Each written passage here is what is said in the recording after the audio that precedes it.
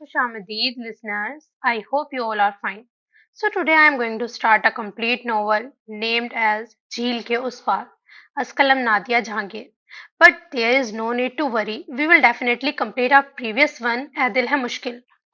But today I am going to upload this one for those listeners who are not interested in long novels. So let's start. वो कब से झील के किनारे बैठी अपने हाथ के नखून से जमीन खुरच रही थी। इसकी निगाहें सामने जमी थी, जबकि जहन कहीं और कलाबाजियां खाने में मशगूल था। वो इस वक्त अपने घर के सामने बनी मसनूई झील के पास इसलिए नहीं बैठी थी कि अपने आप को तरोताजा कर सके, बल्कि वो अंदर से दाजी से झगड़ कर आई थी और अब यहाँ नाराजगी के आलम में बैठी अंदर ही अंदर कुड़ रही थी। इसे यहाँ बैठे हुए आधा घंटा हो चला था, लेकिन अंदर से दाजी इसे राजी करने नहीं निकले थे और यही सोच सोच कर इसका मुंह फूलता जा रहा था। इससे पहले कि वो तंग आकर खुद ही उठकर अंदर चली जाती, माँ इसकी नजर सामने सब्ज दरख्तों के झुंड में एजल और कन्विस के पास खड़े इस शख्स पर पड़ी जो पिछले 17-18 दिनों से झील के पार वाले घर में रह रहा था। लेकिन इन 17-18 दिनों में मरियम हमाद ने इस शख्स को सिर्फ दूर से ही देखा था। ना वो कभी इनकी तरफ आया था और ना वो इधर गई थी। पहले कभी वो झील के पार वाले घर में सफाई सुथराई की गर्ज से चली जाया करती थी, लेकिन जब से वो इस शख्स के कब्जे में गया था तब से इसने इधर जाना गैर जरूरी समझा था। अब वो रंगों वाली प्लेट थामे एक हाथ में ब्रश पकड़े कुछ सोचने में मसरूफ था। वो कुछ देर इसे देखती रही, फिर गैर इरादी तौर पर अपने हाथ और अपने कपड़े झाड़कर वहां से उठ खड़ी हुई। झील के किनारे किनारे चलती हुई वो इस शख्स के पास जा खड़ी हुई। अस्सलाम वालेकुम। पीछे से इसने अपनी मध्यम आवाज में इसे सलाम किया तो वो चौंक कर पीछे देखने लगा। अपने सामने बिल्कुल अजनबी चेहरा देखकर इसने सिर्फ सर के इशारे से इसके सलाम का जवाब दिया। वो खुशदिली से इसके पास जाकर खड़ी हो गई और फिर सामने कैनवस पर बनी हुई तस्वीर देखने लगी। Wow, fantastic! वो चहकी थी। आप तो बहुत ही जबरदस्त हैं। कितना जबरदस्त शाहकार बना रहे हैं आप। ये पोर्ट्रेट तो बिल्कुल हकीकत लग रहा है। कितना अरसा हो गया है आपको पेंटिंग करते हुए? वो इसकी तारीफ करते हुए पीछे पलटकर इससे पूछने लगी। वो हैरत से इसे देख रहा था। ओ, आई एम सॉरी, मैं अपना तारुफ कराना तो भूल ही गई। इसे अपनी नाअक्ली याद आई थी, तो वो अपने माथे पर हाथ मारकर हंसने लगी और इसका यूं बेफायदा हंसना इस शख्स की हैरत में मजीद इजाफा कर गया। दादी ठीक ही कहते हैं कि मेरे दिमाग में अक्ल नहीं भूसा भरा हुआ है। पर क्या करूं, सच होते हुए भी मैं इस सच को मानती नहीं। अगर मैं दाजी का कहा मान भी जाऊं तो मेरी शान में गुस्ताखी हो जाए, और आप तो जानते हैं कि अपनी शान में गुस्ताखी मुझसे हरगिज बर्दाश्त नहीं होगी। और ना मैं हजम। वो अपनी हंसी रोकते हुए अपनी कसीदा कोई छेड़ बैठी थी और फिर ठिठक कर इसे देखने लगी। वो भी दाएं आंख की आईब्रो ऊपर उचकाकर इसे देख रहा था और इसके इस तरह से देखने पर इसका एक और कहका छूट गया था। वैसे आप कैसे जानते हैं? हंसते हुए इसने जैसे अपनी ही बात को एंजॉय किया था। इस शख्स का सफेद चेहरा एकदम से सुर्ख हुआ था और इसके माथे पर फैली नागवारी की शिकने मजीद छुपी न रह सकी थी। इसीलिए वो सर झुकाकर अपना निचला होठ का दायां कोना दांतों तले दबा गई थी। आई एम सॉरी, मैं बस ऐसे ही शुरू हो गई। सर झुकाए वाकई वो शर्मिंदा शर्मिंदा सी लग रही थी। इस शख्स ने सर झटक कर दोबारा से प्लेट और ब्रश थाम लिए थे। जितने में वो सर उठाकर ऊपर देखती वो अपना काम शुरू कर चुका था। इसे अपने काम में मसरूफ देखकर वो जल कर ही तो रह गई थी। शायद आपको मेहमान अटेंड करने आते नहीं, निहायत ही चुपता हुआ तंज किया था वो। फिर भी पीछे पलटकर इसे देखने लगा। मेहमान? कौन मेहमान? माँ बदौलत और कौन? क्या इतनी बड़ी शख्सियत आपको नजर नहीं आ रही?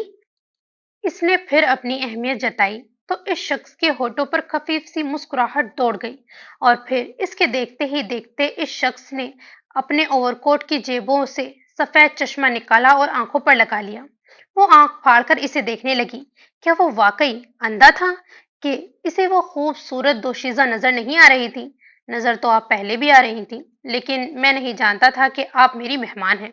इसीलिए चश्मा लगाया है कि अपने मेहमान को देख सकूं। बगौर इसे देखते हुए इसने इसकी तरफ तंज उछाला तो वो नादन सी हो गई थी।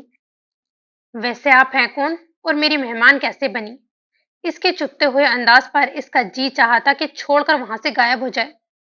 मैं सरदार जुल्करनैन हैदर की पोती मरियम हम्माद हूँ और शायद ये सामने वाला घर मेरा है। ये जिन दरख्तों और पौधों को आप पोर्ट्रेट कर रहे हैं ना, शायद मैंने दाजी के साथ मिलकर लगाए हैं। और ये जो आपके दाएं तरफ झील है, इसे शायद मरियम झील कहते हैं। अगर आप चश्मा पहले देख लेते तो झील के सर पर मरियम झील की तख्ती पढ़ लेते, और इस सामने वाले घर के गेट पर लगी नेम प्लेट पे भी मरियम हम्माद लिखा हुआ देख लेते। शायद पिछले 18 दिनों से आपकी इधर नजर नहीं पड़ी। अगर पड़ जाती तो आप आज मुझे यूं देखकर मेरे मेहमान होने का ना पूछ रहे होते। अपना तारुफ तंज के पर्दों में लपेटकर इसके कानों में उड़ेला तो इस शख्स के चेहरे पर हैरत, बदगुमानी ढूंढने से भी ना मिली। अगर ये सब कुछ आपका है तो फिर आप मेहमान कैसी? जाएं, जो काम करना है कर लें। वैसे भी मैं औरतों से बात करना इतना पसंद नहीं करता। वो ठहर ठहर कर कहता हुआ मुड़कर दोबारा से कैनवस पर झुक गया। यूं इंतहाई गुस्से से वो मुट्ठियां बीच कर रह गई थी। ना शक्ल ना सूरत मुझ पे, यानी कि मरियम हम्माद पे तंज करता है। Oh shit! वो इसकी पुश्त देखती हुई तिलमिला रही थी। देखें, आप पर चश्मा जरा सा भी अच्छा नहीं लगता। इसने इंतहाई मुबालगा से काम लिया था, हालांकि वो जान गई थी कि जितना चश्मे में ये शख्स खूबसूरत लग रहा है, इतना शायद कभी कोई ना खूबसूरत लगा हो। I don't care. आप अपने कॉम्प्लीमेंट्स अपने पास रखें और प्लीज डोंट डिस्टर्ब मी। इसने तस्वीर पर तेज तेज ब्रश चलाते हुए कहा तो वो खोलकर रह गई थी। बदतमीज, जाहिल, कड़वा करेला, चश्मा लगाकर कितना सोबर लग रहा है और बात करने की तमीज नहीं। वो खोलती हुई झील के किनारे टिकी खूबसूरत कश्ती में आ बैठी थी। ये कश्ती भी दाजी ने इसकी जिद पर ही बनवाई थी कि वो सुबह सुबह इसमें बैठकर झील की सैर करती और सुबह खेजी के मजे लेती थी। अब्बास हैदर ने एक नजर इस चलती हुई कश्ती पर डाली थी और फिर सर झटककर तेज तेज ब्रश चलाने लगा। Scene change. मैं कहती हूँ दाजी, इस मशकूक शख्स को निकाल कर बाहर करें यहाँ से। वो पिछले 2 दिनों से दाजी को कुछ ऐसी ही उल्टी सीधी पट्टियां पढ़ा रही थी। ओहो लड़की, मेरे कान मत खाओ। ओफो, कैसी बातें कर रहे हैं दाजी? यानी मैं चिप्स नहीं खा रही, आपके कान खा रही हूँ। इसने मशकूक होकर चिप्स का सारा पैकेट प्लेट में उलट दिया था कि कहीं अंदर दाजी के कान ही ना हो। दाजी ने इसकी इस हरकत पर नागवारी से इसको देखा था तो वो कंधे उचकाकर मुस्कुराई थी। इन्होंने सर झटक दिया। दाजी प्लीज, आप छोड़े ना फाइल शाइल को, मेरी बात सुने। वो एक बार फिर से अपनी पिछली बात पर आई थी। क्या सुनूं? जानता हूं जो तुम कहना चाहती हो, दाजी ने ऐनक दुरुस्त करते हुए कहा था तो वो खफकी से इन्हें देखने लगी। आप यूं ही जानते हैं? बात तो अभी मेरी सुनी नहीं और चले पहले गए। इसने इनके हाथ से फाइल लेकर बंद कर दी तो वो गहरी सांस लेकर इसे देखने लगे। कहो, क्या कहना चाहती हो? यही कि मैं अब्बास हैदर को यहाँ से चलता करूं। वो तुम्हें जरा सा भी अच्छा नहीं लगा। तुम इसके पास गई थी लेकिन इसने तुमसे कोई बात नहीं की, तुम्हें कोई अहमियत नहीं दी, है ना? ताजी ने तेजी से इसकी बात काटी तो वो मुस्कुरा दी। ये सब आपको कैसे पता चला? वो कह रहा था कि इसके पास एक बददिमाग लड़की आई थी जिसने सुना कम बोली ज्यादा। और अब देखो, तुम्हारे दाजी 2 आंख और 2 कान तो जरूर रखते हैं कि ऐसी खूबियों वाली लड़की को पहचान सके। दाजी ने इसे इत्मीनान और संजीदगी से कहा कि इस पर गहरा सख्ता तारी हो गया। क्या? क्या उसने मुझे बददिमाग कहा? आपने इसे ये नहीं बताया कि मैं आपकी पोती हूँ? बताया तो था, इसीलिए वो हैरान हुआ था कि एडवोकेट सरदार जुल्करनैन हैदर की पोती और इस कदर बददिमाग। दाजी, इसकी सदमे से आंखें फट गई। आपने ये सब कुछ इतने आराम से सुन लिया? छोड़ूंगी नहीं मैं इस कमीने शख्स को। आपने मुंह क्यों ना तोड़ दिया इसका, इस खबीस शख्स का? वो एकदम से बिफर ही तो गई थी। मुंह कैसे तोड़ता जानू, वो झूठ कब बोल रहा था, सच्ची तो कह रहा था। दाजी, इंतहाई सदमे से इसकी आवाज अंदर ही अंदर डूब गई थी और फिर वो वहां से गुस्से से उठी, चिप्स की प्लेट को दूर उड़ाया था और खुले दरवाजे से बाहर निकल गई। दादी पीछे इसे ए लड़की ओ लड़की ही कहते रह गए थे। वो गुस्से से खोलती हुई पार वाले घर पहुंची तो वो इस झील के किनारे बैठकर कुछ पोर्ट्रेट कर रहा था। Oh hello mister. वो इसके सर पर पहुंची, वो सर उठाकर इसे देखने लगा। आप? इसने जैसे इसे पहचानने की कोशिश की तो वो जो पहले ही गुस्से से लाल पीली हो रही थी अब इसके ना पहचानने पर हरी नीली हो गई। कब तक हैं आप यहाँ पे? खुद को कुछ सख्त कहने से रोकते हुए फिर भी दर्शगी से पूछ बैठी थी। वो भौहें उचकाकर उसे देखने लगा। मैंने आपको हैरान होने के लिए नहीं कहा, आपके जाने के बारे में पूछा है। وہ اس کے تپے تپے انداز پر اٹھ کھڑا ہوا تھا۔ کیا مسئلہ ہے آپ کے ساتھ؟ اپنے مخصوص اوور کوٹ کی جیبوں میں دونوں ہاتھ ڈالتے ہوئے وہ اس کے سامنے تن گیا۔ مسئلہ کیا ہونا ہے؟ آپ کسی مسئلے سے کم ہے کیا؟ وہ جل کر بولی تھی۔ زبان سنبھال کر بات کیجیے گا، میں ایسے لہجے سننے کا عادی نہیں ہوں۔ اس نے اپنے مخصوص ٹھہرے ہوئے لہجے مگر سنجیدگی سے کہا تھا۔ بولنے کی آپ کو تمیز نہیں، اور کیا آپ مجھے رہے ہیں؟ اس نے آنکھیں پھاڑ کر اسے دھمکایا تو عباس حیدر کے چہرے پر ناگواری چھا گئی۔ آپ کہنے کیا آئی ہیں؟ مجھے فضول کی بحث پسند نہیں، جو بات ہے کہیے اور پلیز جائیں، مجھے ابھی بہت سا کام کرنا ہے۔ وہ لگے لپٹی رکھے بغیر اسے سنا گیا تو اس کا جی چاہا کہ کوئی بھاری سی چیز مار کر اس کا سر پھاڑ دے، لیکن اس کا بلند قامت قد دیکھ کر وہ اپنی خواہش اندر ہی اندر دبا گئی تھی۔ میں آپ سے صرف یہ کہنے آئی ہوں کہ بہتر ہے آپ 2 دن کے اندر اندر میرے گھر سے چلے جائیں۔ میں اب آپ کو یہاں رہنے کی مزید اجازت نہیں دے سکتی۔ آپ سے اجازت مانگی کس نے ہے؟ اس نے سنجیدگی سے اس سے پوچھا تو وہ اس کی دیدہ دلیری پر حیران رہ گئی۔ اجازت مانگے یا نہ مانگے، لیکن میں اب آپ کو یہاں مزید رہنے نہیں دوں گی۔ باندھیں اپنا سامان اور 2 دنوں میں یہاں سے چلتے نظر آئیں۔ اس نے چٹکی بجا کر اسے جیسے ابھی ہی وہاں سے چلتا کرنا چاہا تھا۔ اس کے اس انداز پر عباس حیدر نے اپنی ناگواری چھپانے کی کوشش نہیں کی تھی۔ میں عورتوں کو ایک حد میں رکھنے کا روادار ہوں۔ آپ کا اسی لیے لحاظ کر رہا ہوں کہ آپ سردار صاحب کی پوتی ہیں، ورنہ جس قدر آپ بد لحاظی کا مظاہرہ کر رہی ہیں، میں ایسی بد لحاظی برداشت نہیں کرتا۔ آئندہ اگر اس لہجے میں بات کی تو پھر عباس حیدر لحاظ نہیں کرے گا، مائنڈڈ۔ انگلی اٹھا کر اسے تنبیہ کی تو اس کے سر پر لگی اور تلووں پہ بجھی۔ بے ادب، بے لحاظ آدمی، تمہاری یہ جرت کہ مجھے یعنی مرحم حماد سے بد لحاظی کرو؟ تم ہوتے کون ہو ایسا کرنے والے؟ پہلے میں پھر بھی تمہیں یہاں 2 دن رہنے کی اجازت دے سکتی تھی، لیکن اب نہیں۔ اب تم ابھی نکلو یہاں سے، وہ غصے سے کہتی تن فن کرتی پیچھے پلٹی تھی۔ میں اندر سے تمہارا سامان لے کر آتی ہوں ابھی، اور اسی وقت یہ گھر چھوڑ دو۔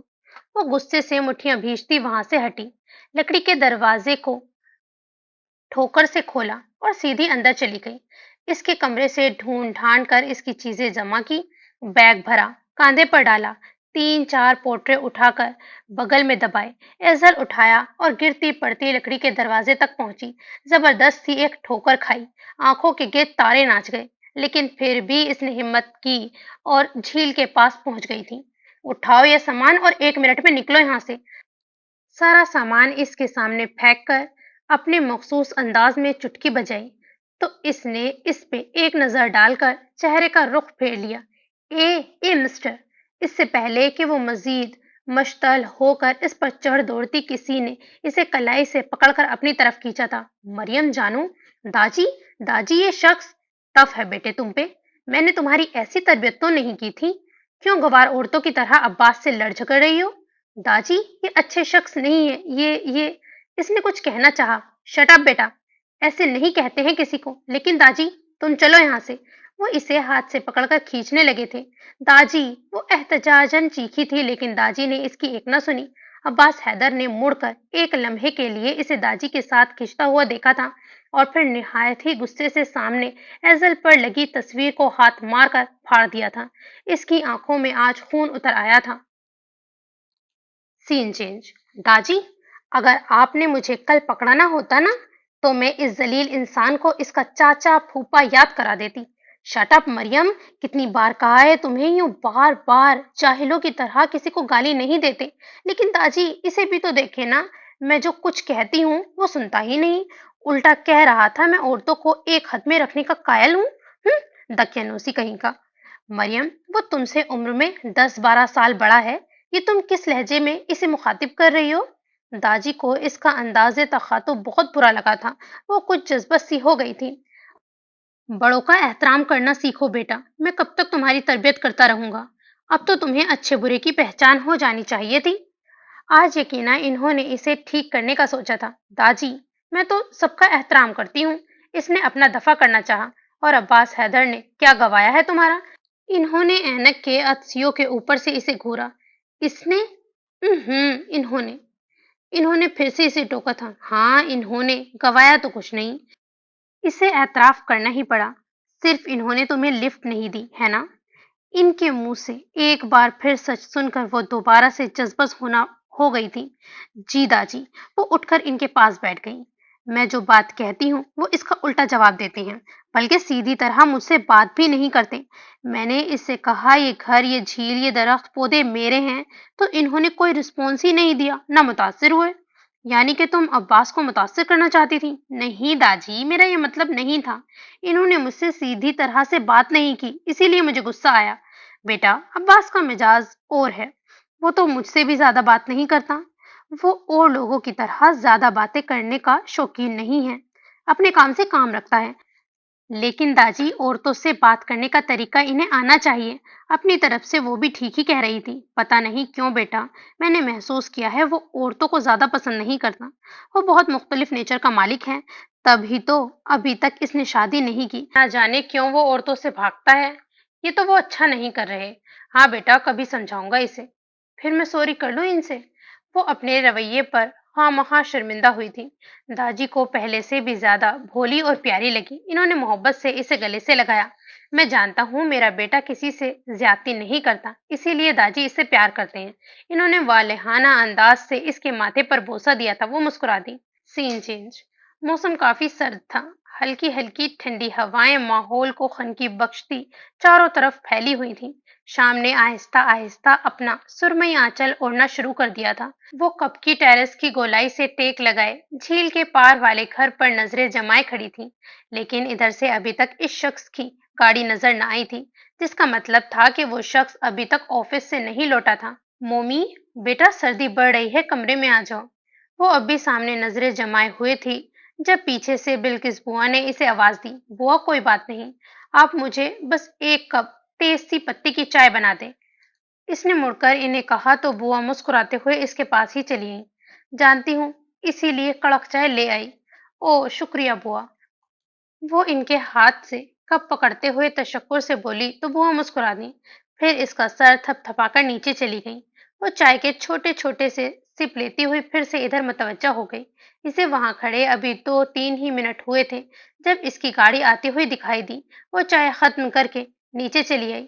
میں ذرا جھیل کے پار جا رہی ہوں۔ کچن کے دروازے میں کھڑے ہو کر بوا کو اطلاع دی اور نیچے جھاڑو دیتا ہوا دوپٹہ اٹھا کر کاندھے پر ٹھیک طرح سے رکھا اور باہر نکل آئی۔ ہواؤں میں تھوڑی سی تیزی آ گئی تھی، اسی لیے وہ کانپ کر سینے پر ہاتھ باندھنے پر مجبور ہو گئی۔ یا اللہ، آج کتنی سردی ہے! لکڑی کا دروازہ پار کرتے ہوئے اس نے دل ہی دل میں سوچا اور ادھر ادھر دیکھتی ہوئی گلاس ڈور کھول کر اندر بڑھ گئی۔ بڑے ہال میں کھڑے ہو کر دائیں بائیں کا جائزہ لیا۔ کچن سے کسی قسم کی آواز نہیں آ رہی تھی، اس کا مطلب تھا کہ وہ اپنے کمرے میں تھا، اسی لیے وہ اس کے کمرے کی طرف بڑھ گئی۔ سیڑھیاں چڑھتے ہوئے وہ سوری کے علاوہ جو جو جملے کہنے تھے ذہن میں ترتیب دینے لگی تھی۔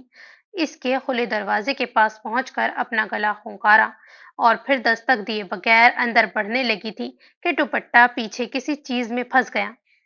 پیچھے کی آخری سیڑھی کی گرل کے نچلے نوکدار حصے میں پھنسا ہوا دوپٹہ کھینچا اور پلٹنا ہی چاہتی تھی کہ کسی دیو کامت سے ٹکرا گئی تھی۔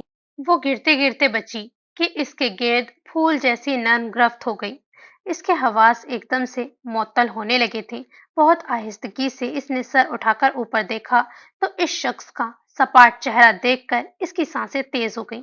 عباس حیدر نے اپنا بازو نیچے گرا لیا تھا، لیکن وہ اس کا چہرہ دیکھے گئی تھی اور اس کے دیکھتے ہی دیکھتے عباس کے چہرے نے ہزاروں رنگ بدلے تھے، جس میں اس کے چہرے کی سرخ رنگت بہت نمایاں رہی تھی کہ اس رنگت کا ساتھ اس کی آنکھوں نے بھی دیا تھا، اور وہ پچھلے کئی دنوں سے اس کی ایسی رنگت دیکھ رہی تھی اور اب تک جان گئی تھی کہ اس کی ایسی رنگت شدید ناگواری کی علامت ہے، اور وہ اس علامت کو دیکھ کر ہی پیچھے ہٹنے لگی تھی کہ اس کی نظر اس کے گلے میں جھولتے ہوئے سیاہ تعویذ پر پڑی تھی۔ اس کا دل دھڑک کر حلق میں آن بیٹھا تھا۔ اپنا ہاتھ اس کے چوڑے سینے پر رکھ کر اپنا سر پیچھے کیا ہی تھا کہ اس کی نگاہیں تعویذ کے نیچے تک چلی گئی تھی اور پھر وہ کرنٹ کھا کر پیچھے ہٹی تھی۔ وہ اس وقت شاید نہا کر نکلا تھا۔ آپ نیچے بیٹھے، میں آتا ہوں، انتہائی سرد لہجے میں کہتا وہ واپس اندر چلا گیا۔ جاتے جاتے اس نے دروازہ پٹخنے کے سے انداز میں بند کیا تھا کہ وہ اس دھماکہ نما آواز پر سر اٹھا کر اوپر دیکھنے لگی۔ इसकी टांगें अभी तक लरज रही थीं और फिर वहां से भागी तो अपना दुपट्टा तक उठाना भूल गई थी। अपने कमरे में पहुंचकर भी इसे अपना दिल हाथों पैरों में धड़कता हुआ महसूस हुआ था। न जाने इसे कितनी ही देर लगी थी अपना दिल संभालने में, लेकिन फिर भी दिल संभाल ना पाई थी। लेकिन इसकी बेचैनी में वफ़्क़े वफ़्क़े से इजाफा जारी था। इसीलिए इसने बेबस होकर खिड़की के साथ सर टिका दिया और फिर सर टिकाए टिकाए ही इसकी नजर पार वाले घर की दूसरी मंजिल पर पड़ी थी। टेरेस का दरवाजा खुला हुआ था और अंदर की रोशनी छन छन करती हुई बाहर आ रही थी और इस रोशनी में नहाता हुआ वो शख्स इसे साफ दिखाई दे रहा था। वो शख्स इस वक्त टेरेस पर चहलकदमी कर रहा था। न जाने क्यों इसे देखना इसे अच्छा लग रहा था और वो इसे देखे जा रही थी, टकटकी बांधे, पलके झपके बगैर, एकटुक। अब्बास, अब्बास, मोहब्बत, मोहब्बत। इसके चारों तरफ इस नाम की बाज़गश्त जारी थी। वो बेबसी से अपनी पेशानी मसल रही थी, लेकिन पेशानी मसलने से क्या होता है? इसकी आंखों से आंसू तवातर से जारी थे। चाहते हुए भी वो ना तो आंसुओं को रोक पा रही थी और ना ही कमरे में गूंजती हुई आवाजों को कम कर पा रही थी। खिड़कियों, दरवाजों के पर्दे हिल हिल के अब्बास अब्बास पुकार रहे थे। सामने टेबल पर पड़े कोरे कागज फड़फड़ाकर अब्बास अब्बास बुला रहे थे। दाहिनी दीवार पर लगा कैलेंडर इसे मोहब्बत होने का पता दे रहा था। सामने पड़ा कद आवर आईना इसे इसका सता सता चेहरा दिखाता हुआ इस पर मोहब्बत का बीता हुआ एक एक लम्हा इसके गोशे गुजार कर रहा था। वो इन सब चीजों से रुख फेर रही थी, इनसे बचाव की नाकाम कोशिश कर रही थी, लेकिन कमरे में पड़ी कॉपियां, किताबें, फूल, गुलदस्ते, छोटे फोटो, बड़ी तस्वीरें, सब इसकी इस हालत से वाकिफ हो चुकी थी और अब इसकी इस हालत से लुत्फ अंदोज हो रही थी। वो बेबसी, बेचारगी की मूरत बनी बैकग्राउंड से टेक लगाए चुपचाप आंसू बहाए जा रही थी। वो जान गई थी कि वो इस अनोखी राह की मुसाफिर हो चुकी है। अब चाहकर भी वो इस राह की मुसाफिर ना होने को झुठला नहीं सकती थी और यही सोच सोच कर वो मजीद बेबस और लाचार होए जा रही थी। सामने वाली खिड़की खुली थी, लेकिन सामने नजर आता टेरेस बिल्कुल खाली पड़ा था। वो पिछले 3 दिनों से न जाने किधर चला गया था कि वो बार बार झील के पार जाकर इसे ढूंढ आई थी, ये जानते हुए भी कि इसकी गाड़ी वहां मौजूद नहीं है। फिर भी जले पैर की बिल्ली की तरह इसे वहां तलाश कर रही थी, एक एक दरख्त, एक एक पौधे के पीछे जाकर इसे ढूंढा था, इस घर के एक एक कोने में जाकर इसे तलाश किया था, लेकिन वो न जाने किधर चला गया था कि इसे नजर ही नहीं आ सका। दादी से पूछने के लिए दिल न जाने कितनी ही बार मचला था, लेकिन खुद से एतराफ़े मोहब्बत के बाद इसके बारे में किसी से पूछने में इसे अजीब सा हिजाब आ रहा था। वो चाहकर भी किसी से पूछ न पाई और इसकी एक झलक देखने के लिए अंदर ही अंदर जलती मरती रही। अब भी सुबह से झील के पार जाकर बैठी हुई थी, लेकिन इसे नहीं आना था, वो नहीं आया और वो थक हार कर अपनी शाल समेटती हुई वापस आ गई थी।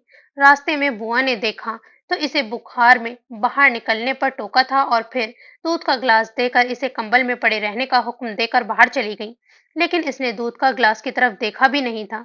वो अभी तक जूं का तू पड़ा हुआ था और वो आंखें मूंदे शिकस्त से दो चार पड़ी थी। मोमो बेटा, इसके एक तवातर से आंसू बह रहे थे। जब बुआ ने इसका कांधा हिलाया, इसने होले से अपनी आंखें खोल दी। सरदार साहब शायद आज भी वापस ना लौटे बेटा, तुम डॉक्टर के पास चली जाओ। इसकी आंखें खोलते ही इन्होंने कहा, बुआ नहीं है मेरी तबीयत खराब, अब खामखा परेशान। बेटा मैं अब्बास मियाँ को बुलाकर लाती हूँ, वो तुम्हें किसी डॉक्टर के पास ले जाएंगे। बुआ ने तेजी से इसकी बात काटी तो इसका दिल उछल गया था। वो बेताबी से उठी थी। अब्बास किधर? और जब इसकी निगाहें दरवाजे के बीचों बीच इस्तादा सियाह ओवरकोट में मलबूस अब्बास हैदर पर पड़ी, तो वो और कुछ कह ही ना सकी थी। वहीं इसकी निगाहें जमकर रह गई थी, इसे पता ही ना चला और इसकी आंखों से गिरता हुआ पानी और तेज हो गया था। सुनहरी फ्रेम वाले चश्मे के सफेद शीशों से झांकती हुई इसकी सियाह घोर आंखें बहुत तेजी से इसका मुआयना कर रही थीं।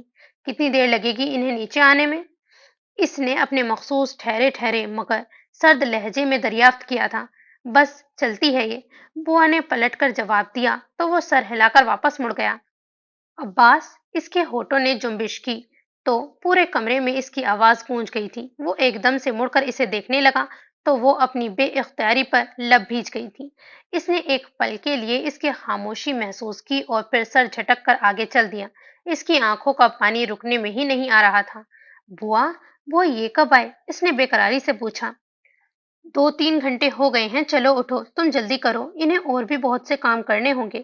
بوا نے جواب دے کر اس کے اوپر سے کمبل الٹ دیا اور اپنے ہاتھ سے اس کا چہرہ صاف کرنے لگی۔ میں چلی جاتی ہوں۔ وہ اس الجھے بکھرے ہولیے میں اٹھ کھڑی ہوئی تھی۔ بوا نے کچھ کہنا چاہا تھا لیکن پھر خاموش ہو گئی۔ وہ اپنا سیاہ شال درست کرتی ہوئی کمرے سے باہر نکلی تو نیچے لاؤنج کے شیشے سے اس کی گاڑی صاف دکھائی دے رہی تھی۔ وہ بجلی کسی تیزی سے نیچے اتر آئی تھی۔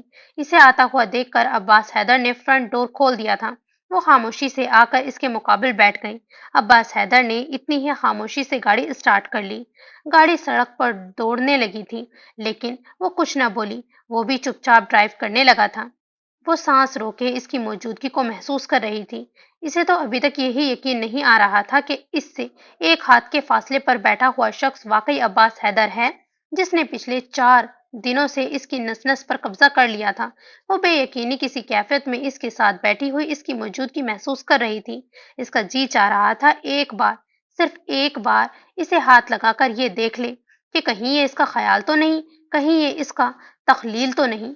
وہ بار بار کن آنکھیوں سے اسے دیکھنے لگی تھی لیکن پل ہی پل میں نہ جانے اسے کیا ہوا کہ اسے چھونے کی خواہش بڑے زوروں سے اس کے اندر ابھری تھی کہ اسے چھونے کے لیے اس کے ہاتھ کانپنے لگے تھے۔ وہ چاہ کر بھی اپنی اس خواہش پر عمل نہ کر پا رہی تھی۔ تبھی تو اس کی آنکھ بھیگ گئی تھی۔ سردی زیادہ ہے یا آپ کو بخار شدید ہے؟ اچانک ہی اس کی بھاری آواز گاڑی میں گونجی تھی۔ اس سے پہلے کہ وہ سر اٹھا کر اسے دیکھتی اس نے اپنا بھاری ہاتھ اس کے کانپتے ہوئے ہاتھ پر رکھ دیا تھا۔ اس کی سانسیں وہیں تھم گئی تھی، دھڑکنیں راستہ بھول گئی تھی اور جب اس کی طرف دیکھا تھا تو پلکیں بھی جھکنا بھول گئی تھی۔ لگتا ہے بخار زیادہ ہے۔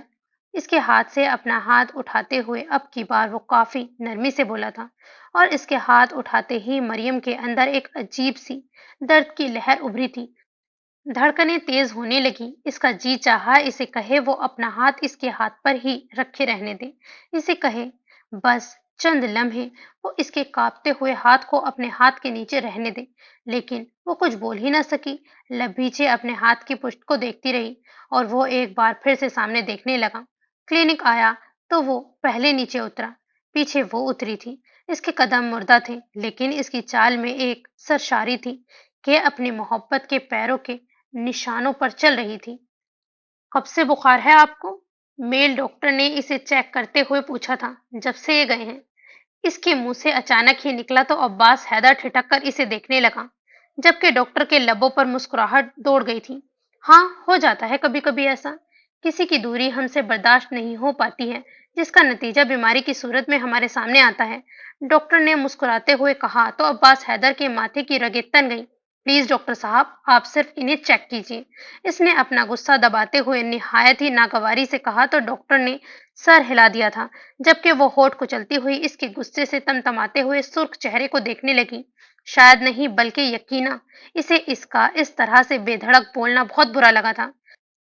آپ جا کر گاڑی میں بیٹھیں، میں میڈیسن لے کر آتا ہوں، ڈاکٹر کے ہاتھ سے چٹ پکڑتے ہوئے اس نے کہا تو وہ گردن ہلا کر باہر نکل آئی تھی۔ 2 منٹ بعد وہ بھی دوائیوں کا شاپر پکڑے ہوئے چلا آیا تھا۔ بولنے سے پہلے سوچ لینا چاہیے، گاڑی میں بیٹھتے ہی اس نے کہا تھا، ورنہ دوسرے لوگ خواہ غلط فہمی کا شکار ہو جاتے ہیں۔ گاڑی اسٹارٹ کرتے ہوئے اس نے اس پر ایک اچھتی سی نظر ڈال کر کہا تھا تو وہ کچھ نہ بول پائی۔ آپ کچھ دیر بعد اس نے کچھ کہنا چاہا تھا لیکن پتہ نہیں کیوں آپ سے آگے جا ہی نہ سکی۔ وہ گردن موڑ کر اسے دیکھنے لگا۔ آپ کہاں چلے گئے تھے؟ نہ جانے کیسے اس سے بات مکمل ہو پائی تھی۔ وہ بنا جواب دیے سامنے دیکھنے لگا تو وہ پھر سے لب کچلنے لگی۔ مجھے آپ سے سوری کرنا تھی۔ تھوڑی دیر بعد وہ پھر سے بولی۔ وہ پھر گردن موڑ کر اسے دیکھنے لگا۔ اس دن میں نے خواہ آپ سے بدتمیزی کی، میں سمجھی آپ چلے گئے۔ اس نے تھوک نکلا۔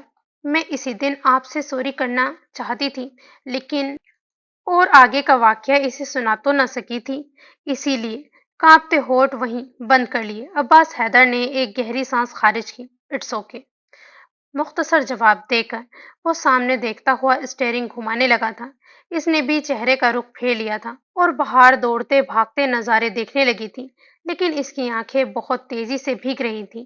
عباس حیدر نے گردن گھما کر ایک بار پھر اسے دیکھا اور اس کے گالوں پر بہتا ہوا پانی دیکھ کر وہیں الجھ کر رہ گیا تھا۔ سین چینج۔ کیا بات ہے بیٹا؟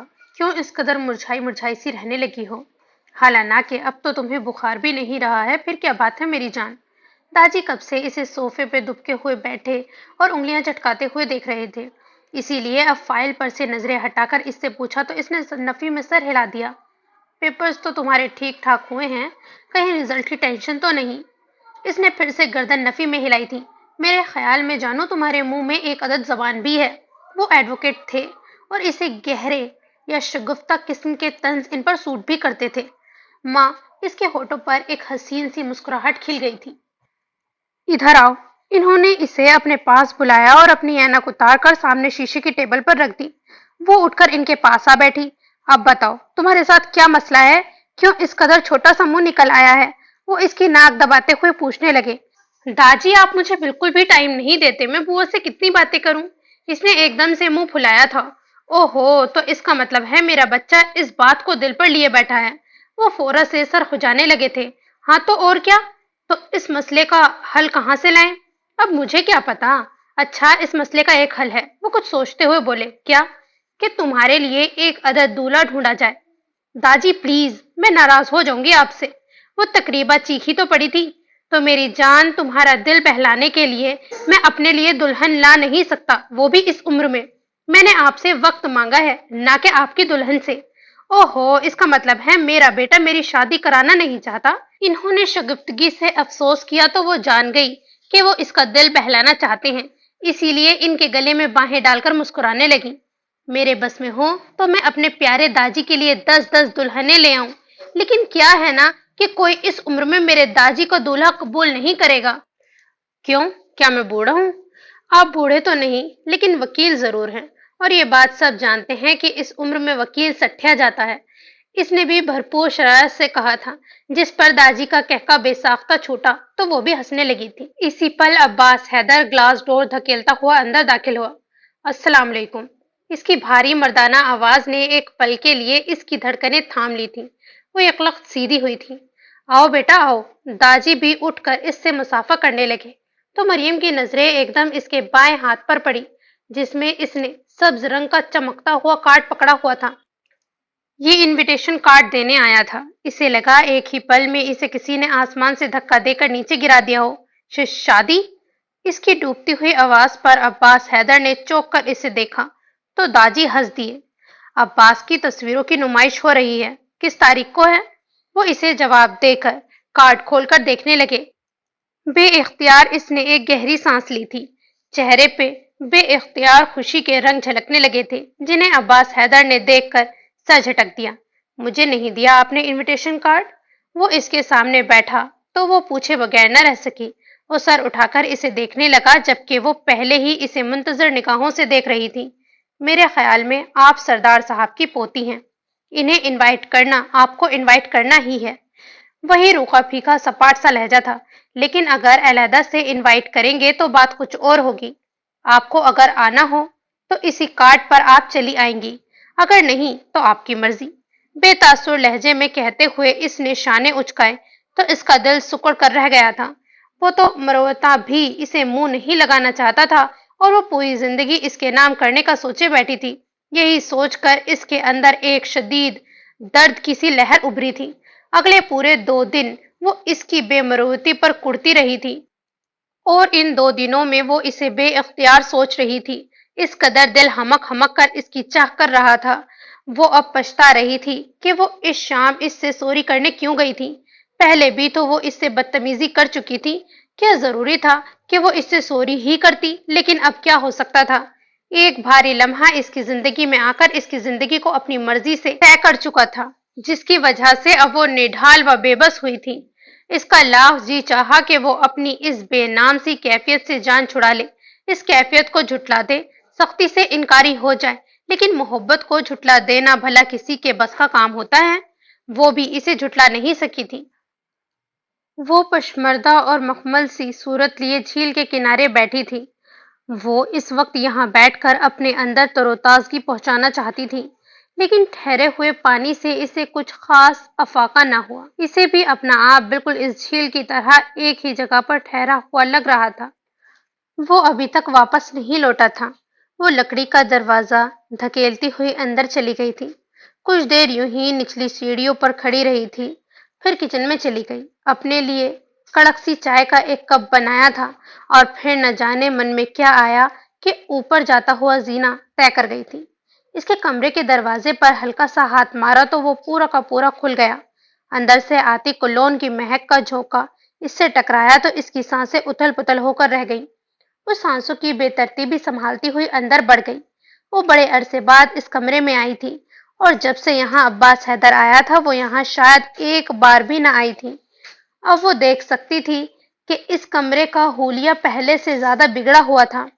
جا بجا الٹی سیدھی تصویریں پڑی ہوئی تھی۔ کتابوں کا بھی کوئی خاص ٹھکانہ نہ تھا۔ بیڈ شیٹ آدھی نیچے لٹکی ہوئی تھی اور آدھی اوپر سجی ہوئی تھی۔ سرخ مخملی کمبل صوفے کی پشت پہ لٹکا ہوا تھا۔ کھڑکیوں اور دروازوں کے پردے اپنی اصلی رنگت سے محروم لگ رہے تھے۔ پورے کمرے میں کوئی کاغذ ادھر بکھرا ہوا تھا اور کوئی ادھر۔ اس کے بوٹوں کے جوڑے بے ترتیبی سے بیڈ کے پاس ہی پڑے تھے۔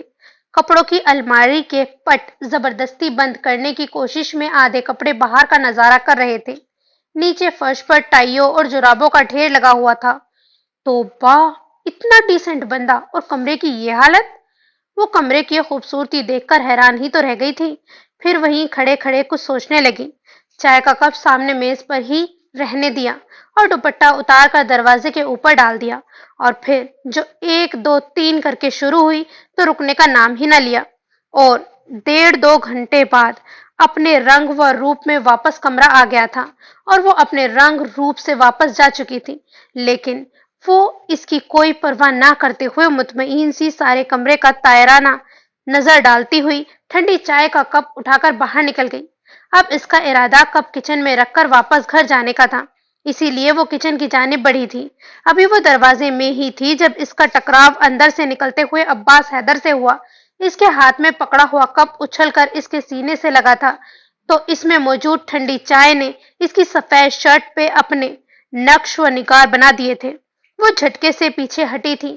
کپ کے فرش پر گرنے کی آواز پورے کمرے میں گونج کر رہ گئی تھی۔ عباس حیدر نے بہت غصے سے اس کی طرف دیکھا اور پھر کچھ کہتے کہتے نہ جانے کیوں لب بھیج گیا۔ آئی ایم سوری، وہ اٹس اوکے، شاید اس نے دانت کچکچا کر کہا تھا، تبھی تو آواز میں کہیں ٹھہراؤ نہ تھا۔ وہ اتنی نادم ہو گئی تھی کہ سر اٹھا کر اوپر نہ دیکھا، وہی کھڑی لب کچلتی رہی۔ نہ جانے کتنی دیر ہو گئی تھی وہ وہاں سے نہ ہٹی۔ آپ میرے کمرے میں کیوں گئی؟ اچانک پیچھے سے اس کا سلگتا ہوا لہجہ اسے سنائی دیا تو وہ اچھل کر رہ گئی۔ شاید وہ کمرے سے بھی ہو آیا تھا۔ آپ کو اتنا بھی سینس نہیں کہ بغیر اجازت کے کسی کے کمرے میں نہیں جاتے؟ وہ انتہائی مشتعل لگ رہا تھا۔ ایک پل کے لیے اس کے لب ہلے، مگر آواز اندر ہی گھٹ کر رہ گئی۔ بے شک یہ گھر آپ کا ہے، لیکن اس وقت یہاں میں رہ رہا ہوں۔ عجیب کاٹدار لہجہ تھا اس کا۔ وہ بلبلا کر رہ گئی۔ وہ کمرہ بہت گندا تھا، تو آپ کو اس سے کیا؟ یہاں آپ کو رہنا ہے یا مجھے؟ انتہائی ترش لہجے میں اس کی بات کاٹ کر بولا تو اس کی آنکھیں پانیوں سے بھر گئی تھیں۔ وہ کچھ دیر کے لیے خاموش ہوا۔ پلیز آپ جائیں یہاں سے۔ کچھ دیر بعد اس کی نہایت جھنجھلائی ہوئی آواز اس کی سماعت سے ٹکرائی تو وہ جلدی جلدی پلکیں جھپکاتی ہوئی اوپر دیکھے بغیر باہر کی جانب دوڑنے کے انداز میں چلی گئی۔ پیچھے اس نے ایک گہری سانس لی تھی، جس کی آواز پر دروازے سے پار ہوتے ہوئے اس کے قدم ایک لمحے کے لیے رکے تھے۔ غیر ارادی طور پر اس نے گردن موڑ کر پیچھے دیکھا۔ وہ نہ جانے کیوں ہارے ہوئے جواری کی طرح آنکھیں موندے لب کچلتا ہوا بالوں میں انگلیاں چلا رہا تھا۔ وہ رخ موڑ کر چل پڑی، لیکن اس کے آنسو بہت تیزی سے اس کی آنکھوں سے بہہ رہے تھے۔ سین چینج۔ وہ اس کی تصویروں کی نمائش میں گئی تھی، لیکن ادھر بھی اسے اس کی بے رخی ہی جھیلنی پڑی تھی۔ وہ تصویریں دیکھتے ہوئے منتظر رہی کہ وہ اس کے پاس آئے گا، کچھ اور نہ سہی اتنا تو کہے گا، اوہ آپ آ گئی۔ لیکن وہ اس کی طرف آتا تو اسے کچھ کہتا نہ۔ وہ گاہے بگاہے خود ہی اس پر نظر ڈال کر دل کو راحت بخش رہی تھی، لیکن دل بہت باغی ہوتا ہے، صرف نظر پر اکتفا نہیں کرتا۔ شاید وہ بھی عباس حیدر کے منہ سے نکلتے ایک دو میٹھے الفاظ سننے کی تمنائی ہو رہا تھا، اسی لیے تو بار بار اس کی طرف ہمکنے لگا تھا۔ اس کے ڈانٹنے ڈپٹنے کا بھی اس پر کوئی اثر نہ ہوا تو وہ بے بسی سے عباس حیدر کی طرف چلی آئی، جہاں وہ کچھ لوگوں میں گھرا ہوا نہ جانے کیا کر رہا تھا۔ پلیز پہلے مجھے، کسی لڑکی کی شرمیلی آواز اس کی سماعت سے ٹکرائی۔ وہ خود اور آگے بڑھی تو وہ لڑکی اپنی گلابی ہتھیلی عباس کے سامنے کیے ہوئے تھی، شاید اس کا ارادہ آٹوگراف لینے کا تھا۔ پلیز ڈونٹ مائنڈ، میں نے کبھی ہاتھوں پر آٹوگراف نہیں دیا۔ وہ لڑکی کی طرف دیکھے بغیر بولا تو لڑکی کا منہ بن گیا، جبکہ اس نے نامحسوس طریقے سے باہر کی جانب قدم بڑھا دیے تھے۔ عباس حیدر نے ایک نظر اسے دیکھا تھا۔ رات اس نے داجی کو کہہ کر عباس حیدر کو ڈنر پر انوائٹ کیا تھا۔ وہ سارا دن بوا اور اس کی بیٹی کے ساتھ لگ کر اس کے لیے بہترین کھانا پکانے میں مصروف رہی تھی، لیکن جب رات ہوئی تو وہ گھر ہی نہ لوٹا۔ داجی نے تو اتنا محسوس نہ کیا، مگر وہ اس کی اس بے اعتنائی کو بھی بھاپ گئی تھی۔ ساری رات اس نے روتے ہوئے گزاری تھی، تبھی تو صبح اٹھنے پر سوجی آنکھیں، پشمردہ چہرہ ہو چکا تھا۔ وہ اٹھ کر کھڑکی میں گئی تھی تو اس کی گاڑی کھڑی نظر آئی تھی۔ وہ انہی قدموں سے نیچے آ گئی، کسی کو بھی بتائے بغیر وہ اس کی جانب چلی گئی۔ وہ اس وقت آفس جانے کے لیے مکمل طور پر تیار لگ رہا تھا۔ وہ ڈور دھکیلتا ہوا بریف کیس پکڑے باہر نکلا تو وہ اس کے سامنے جا کھڑی ہوئی۔ رات آپ ڈنر پر کیوں نہیں آئے تھے؟ چھوٹتے ہی اس نے سوال داغا تو وہ ناگواری سے اسے دیکھنے لگا۔ میں کچھ بزی تھا۔ فی الفور اس نے اپنی ناگواری پر پردہ ڈالا۔ بزی تھے یا آنا نہیں چاہتے تھے؟ نہایت ہی چپتے ہوئے لہجے میں اس نے کہا تھا۔ آپ جو بھی سمجھ لیں۔ وہ کلائی موڑ کر گھڑی دیکھنے لگا تھا۔ آپ اتنے بے حس کیوں ہیں؟ شاید آپ کو لگتا ہوں۔ اس نے کاندھے اچکا کر بریف کیس دوسرے ہاتھ میں منتقل کیا اور جیبیں ٹٹول کر گاڑیوں کی چابی برآمد کی۔ صرف مجھے نہیں لگتے آپ ہیں ہی بے حس۔ دانت پہ دانت رکھ کر کہا تھا اس نے۔ آپ کہنا کیا چاہتی ہیں؟ اسے چابی مل گئی تو وہ گاڑی کا لوک کھولتا ہوا بولا تھا۔ بچے تو نہیں ہیں آپ جو سب سمجھ نہ سکیں؟ وہ گرج کر بولی تو وہ گردن موڑ کر اسے دیکھنے لگا۔ اگر ڈنر کا سردار صاحب نے اپنی طرف سے کہا ہوتا تو مجھے کیا اعتراض تھا؟ انہوں نے میرا کہا تھا اسی لیے ہاں، کیونکہ میں ایسی فضول اور بے تکی دعوتیں کھانے کا شوقین نہیں ہوں۔ وہ رخائی سے بولا تو اس کا دل ایک بار پھر سے ہار گیا۔ عباس میں نے صرف آپ کے لیے مائنڈ اٹ، میں عورتوں کی دعوتیں قبول کرنے کا قائل نہیں ہوں۔ میں ان عورتوں میں سے نہیں ہوں جن کا پہلے آپ سے واسطہ پڑا۔ وہ ٹوٹے لہجے میں بولی تھی۔ مختلف بھی نہیں ہے۔ اس نے سر جھٹک دیا تھا۔ ویل، مجھے اجازت دیں۔ وہ بے مروتی سے کہتا ہوا گاڑی وہاں سے بھگا لے گیا۔ سین چینج۔ وہ دروازہ کھول کر اندر داخل ہوا تو سامنے صوفے پر گھٹنوں پر سر رکھے بیٹھی مریم سر اٹھا کر اسے دیکھنے لگی۔ اسی پل اس کی آنکھیں اس قدر سرخ ہو کر سوج چکی تھیں کہ بے اختیار وہ نظریں چرا گیا۔ وہ ٹانگیں نیچی کر کے سیدھی ہو بیٹھی۔ وہ ہولے ہولے قدم اٹھاتا ہوا اس کے سامنے آن کھڑا ہوا تھا۔ وہ سر جھکا گئی۔ سردار صاحب گھر پر ہیں؟ اس نے نہ چاہتے ہوئے بھی اس سے پوچھا۔ اس نے نفی میں گردن ہلا دی۔ ان کی گاڑی تو باہر کھڑی ہے۔ وہ شہر سے باہر گئے ہیں، گاڑی لے کر نہیں گئے۔ ان کی گاڑی کی چابی تمہارے پاس ہے؟ اس نے سر اٹھا کر اوپر دیکھا۔ وہ دراصل میری گاڑی میرے دوست کے پاس ہے اور وہ اس وقت لاہور گیا ہوا ہے۔ مجھے ایمرجنسی گاڑی چاہیے۔ خیریت ہے؟ نہیں۔ ہاں ہاں۔ آپ میری گاڑی لے جائیں۔ اس نے سرت سے اٹھ کر کارنر ٹیبل پر سے چابی اٹھا کر اس کے ہاتھ پر رکھ دی۔ وہ کچھ کہنے ہی لگا تھا کہ پھر کچھ سوچ کر خاموش ہو گیا۔ ہو سکتا ہے میں 2-3 دن تک واپس نہ آ سکوں اور تمہاری گاڑی نو پرابلم، اس نے تیزی سے کہا، مبادا چابی واپس ہی نہ کر دیں۔ وہ سر ہلاتا ہوا اس کا شکریہ ادا کرتا ہوا انہی قدموں سے واپس چلا گیا۔ وہ گہری سانس لے کر اس کی خوشبو اپنے اندر اتارتی دیوار کے ساتھ لگ کر کھلے دروازے کو دیکھنے لگی جہاں سے کچھ دیر قبل ہی وہ گزر کے گیا تھا۔ وہ 3 دن کو گیا، اگلے 4-5 دن تک واپس نہیں لوٹا تھا۔ اسے بے چینی ہو گئی تھی کہ وہ اب تک کیوں واپس نہیں لوٹا۔ اسے اب یاد آ رہا تھا کہ اس دن عباس حیدر کے چہرے پر غیر معمولی سی پریشانی جھلک رہی تھی، لیکن اس دن وہ اپنی پریشانی میں اس کے چہرے کو صحیح طرح سے کھوج ہی نہ سکی، اور اب رہ رہ کر اس کا اداس اور پریشان سا چہرہ نگاہوں میں گھوم رہا تھا، جس پر لمحہ لمحہ وہ بھی فکرمند ہوتی جا رہی تھی۔ داجی نے فون کر کے اسے اس کے رزلٹ آنے کا بتایا تو وہ اپنے کامیاب ہونے پر صحیح طرح سے خوش بھی نہ ہو سکی۔ بس ذہن تھا کہ عباس حیدر کی پریشانی میں ہی اٹکا ہوا تھا۔ بیٹا مارک شیٹ لینے کب جا رہی ہو؟ صبح ناشتے کی ٹیبل پر داجی نے اس سے پوچھا تو وہ ہونٹ چبانے لگی۔ وہ فکر مندی سے اس کا چہرہ دیکھنے لگے۔ کیا بات ہے داجی کی جان؟ کیا اپنی کامیابی پر خوش نہیں؟ داجی، وہ عباس حیدر، اس کے منہ سے نہ جانے کیا پھسلنے لگا تھا کہ داجی کا کہکا چھوٹ گیا۔ نہیں کرتا وہ تمہاری گاڑی کو کچھ لے آئے گا بخیریت اور حفاظت سے، اس میں اتنا پریشان ہونے والی کون سی بات ہے؟ داجی نے اس کی بات کو جیسے مذاق میں اڑایا تو وہ پزل سی ہو گئی تھی۔ اگلے دن وہ یونیورسٹی ٹیکسی میں گئی، لیکن واپس آنے سے پہلے ہی موسم خراب ہو گیا۔ صبح جب وہ گھر سے نکلی تھی تو موسم ابر آلود ضرور تھا لیکن اتنا بے ایمان نہیں لگ رہا تھا۔ لیکن اب بارش کی بوچھار نے اسے بوکھلا کر رکھ دیا تھا۔ وہ خالی سڑک پر کھڑی ہوئی بھیگتے ہوئے کسی ٹیکسی کے آ جانے کی دعا مانگ سکتی تھی، سو وہ یہ کام پچھلے 1 گھنٹے سے کر رہی تھی، لیکن اس کی دعا میں شاید آج کوئی تاثیر نہیں تھی۔ تبھی تو بارش تیز سے تیز تر ہوتی جا رہی تھی۔ اس کا بس نہ چل رہا تھا کہ اس بارش کے غبار میں وہ جادو کی چھڑی گھما کر یہاں سے غائب ہو جاتی۔ وہ صبح سردی محسوس کرتے ہوئے بھی اپنے ساتھ گرم شال نہیں لائی تھی۔ اب جو دوپٹہ تھا اس سے بھی پانی نچڑ رہا تھا اور سردی تھی کہ بارش کے ساتھ ساتھ بڑھتی ہی جا رہی تھی۔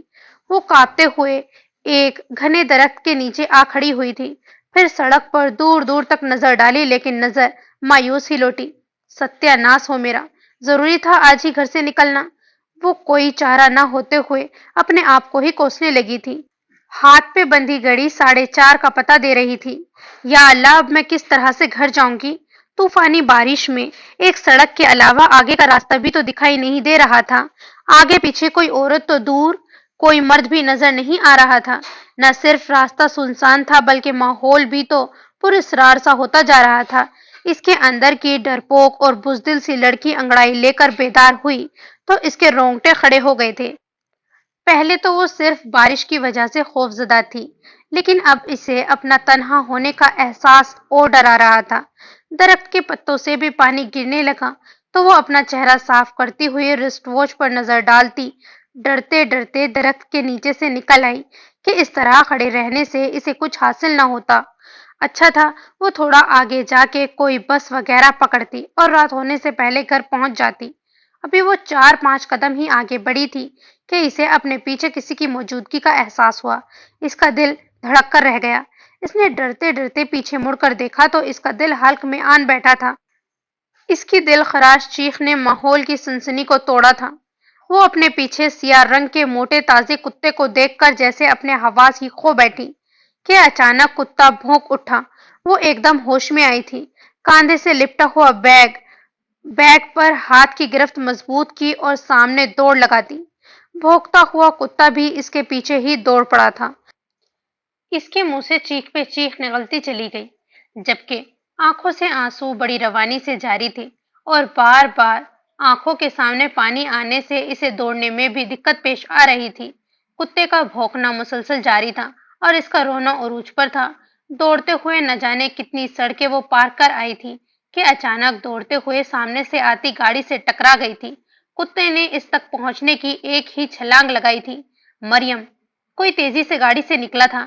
اس نے گردن گھما کر دیکھا، پھر کسی کو اپنے سامنے دیکھ کر اسے نہ جانے کیا ہوا کہ وہ اس کے ساتھ لگ کر پھوٹ پھوٹ کر رونے لگی۔ کتا وہیں کھڑا ہو گیا۔ کیا ہو گیا ہے مریم، تم یہاں اس طرح؟ عباس نے اسے اپنے بازوؤں کے گھیرے میں لے لیا تھا۔ اس نے کوئی جواب نہ دیا۔ اس کے گرم سینے پر سر رکھ کے اس کے وجود میں چھپنے کی کوشش کرتی رہی اور اس کے کولر پر اس کی پکڑ مضبوط ہوتی چلی گئی۔ چلو گاڑی میں بیٹھو۔ وہ اس کے ساتھ خود بھی بھیگ رہا تھا، اسی لیے اس کے گیلے بالوں پر تھپکی دے کر اسے خود سے علیحدہ کرنا چاہا، لیکن اگلے ہی پل اس کا دل دھک سے رہ گیا۔ اس کی گردن ایک طرف کو لڑک گئی تھی۔ اسے جب ہوش آیا، کوئی ہولے ہولے اس کا چہرہ تھپ تھپا رہا تھا۔ آنکھیں موندے موندے ہی اسے وہ تمام واقعہ یاد آ گیا، اسی لیے چاہتے ہوئے بھی وہ آنکھیں کھول نہ سکی تھی۔ مریم، مریم! اس کے گال پہ ہولے ہولے سے تھپکیاں دیتا کوئی اسے پکار بھی رہا تھا۔ وہ اس آواز کو پہچانتی تھی لیکن لبیک نہیں کہہ سکتی تھی کیونکہ یہ آواز اسے اپنے وہم में ही लग रही थी और वो आंखें खोलकर किसी खतरे का सामना नहीं करना चाहती थी। मरियम, आंखें खोलो। इसे एक बार फिर वही आवाज सुनाई दी। वो इसे भी अपना वहम करार दे देती, जो अगर इसे अपने चेहरे पर गर्म गर्म सांसें महसूस न होती। इसने आहिस्ता से आंखें खोल दी। वो इसके चेहरे पर झुका हुआ था। इसे आंखें खोलते हुए देखकर मुस्कुरा दिया।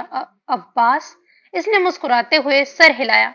कमरे में फैली हुई मध्यम सी रोशनी में इसने अपना हाथ बढ़ाकर इसके चेहरे को छुआ, जैसे यकीन कर लेना चाहती हो कि इस पल इसके पास वही है। अब्बास। वो मेरे पीछे। इसकी मौजूदगी महसूस करके जैसे वो अपने ऊपर से तमाम तर इख्तियार खो बैठी हो। इससे लिपटकर जो रोना शुरू हुई, तो इसके बार बार पुचकारने पर भी चुप न हुई। इसका सर थपकते हुए इसने न जाने कितनी तसल्लियां दिलासे इसे दिए, मगर वो इससे अलहदा ना हो सकी। Be brave Maryam. ऐसे तो बच्चे भी नहीं डरते हैं। वो इसे नरमी से खुद से अलग करके इसके गाल साफ करने लगा, लेकिन इसके आंसू थे कि अब तक खत्म होने का नाम ही नहीं ले रहे थे। बहादुर बनो मरियम, छोटी छोटी बातों से डर जाना तो बुजदिली है। वो मुसलसल मुस्कुराते हुए इसे पुचकार रहा था। पानी पियोगी? वो इससे पूछकर खुद ही बाएं तरफ मुड़कर कॉर्नर टेबल पर पड़े जग से गिलास में पानी उंडेलने लगा। वो आंसू साफ करती हुई सामने खुली खिड़की को देखने लगी, फिर एकदम से वो उछल पड़ी। अब्बास, हम कहाँ हैं? वो देख सकती थी कि ये कमरा इसके लिए कतई अजनबी था। वो तेज तेज दाएं बाएं नजरें घुमाने लगी थी। बाहर शायद अभी भी बारिश जारी थी। तभी तो खुली खिड़की से तेज हवा के साथ पानी के कुछ कुछ छींटे भी अंदर आ रहे थे। ये होटल है। जब तुम बेहोश हुई तो मैं तुम्हें घर ले जाने की बजाय हॉस्पिटल लेकर जाना चाह रहा था, लेकिन रास्ते में गाड़ी खराब हो गई। इतने अंधेरे में मैं ना आगे का रास्ता नजर आ रहा था और ना ही पीछे का। इधर तुम बेहोश थी, इधर गाड़ी खराब।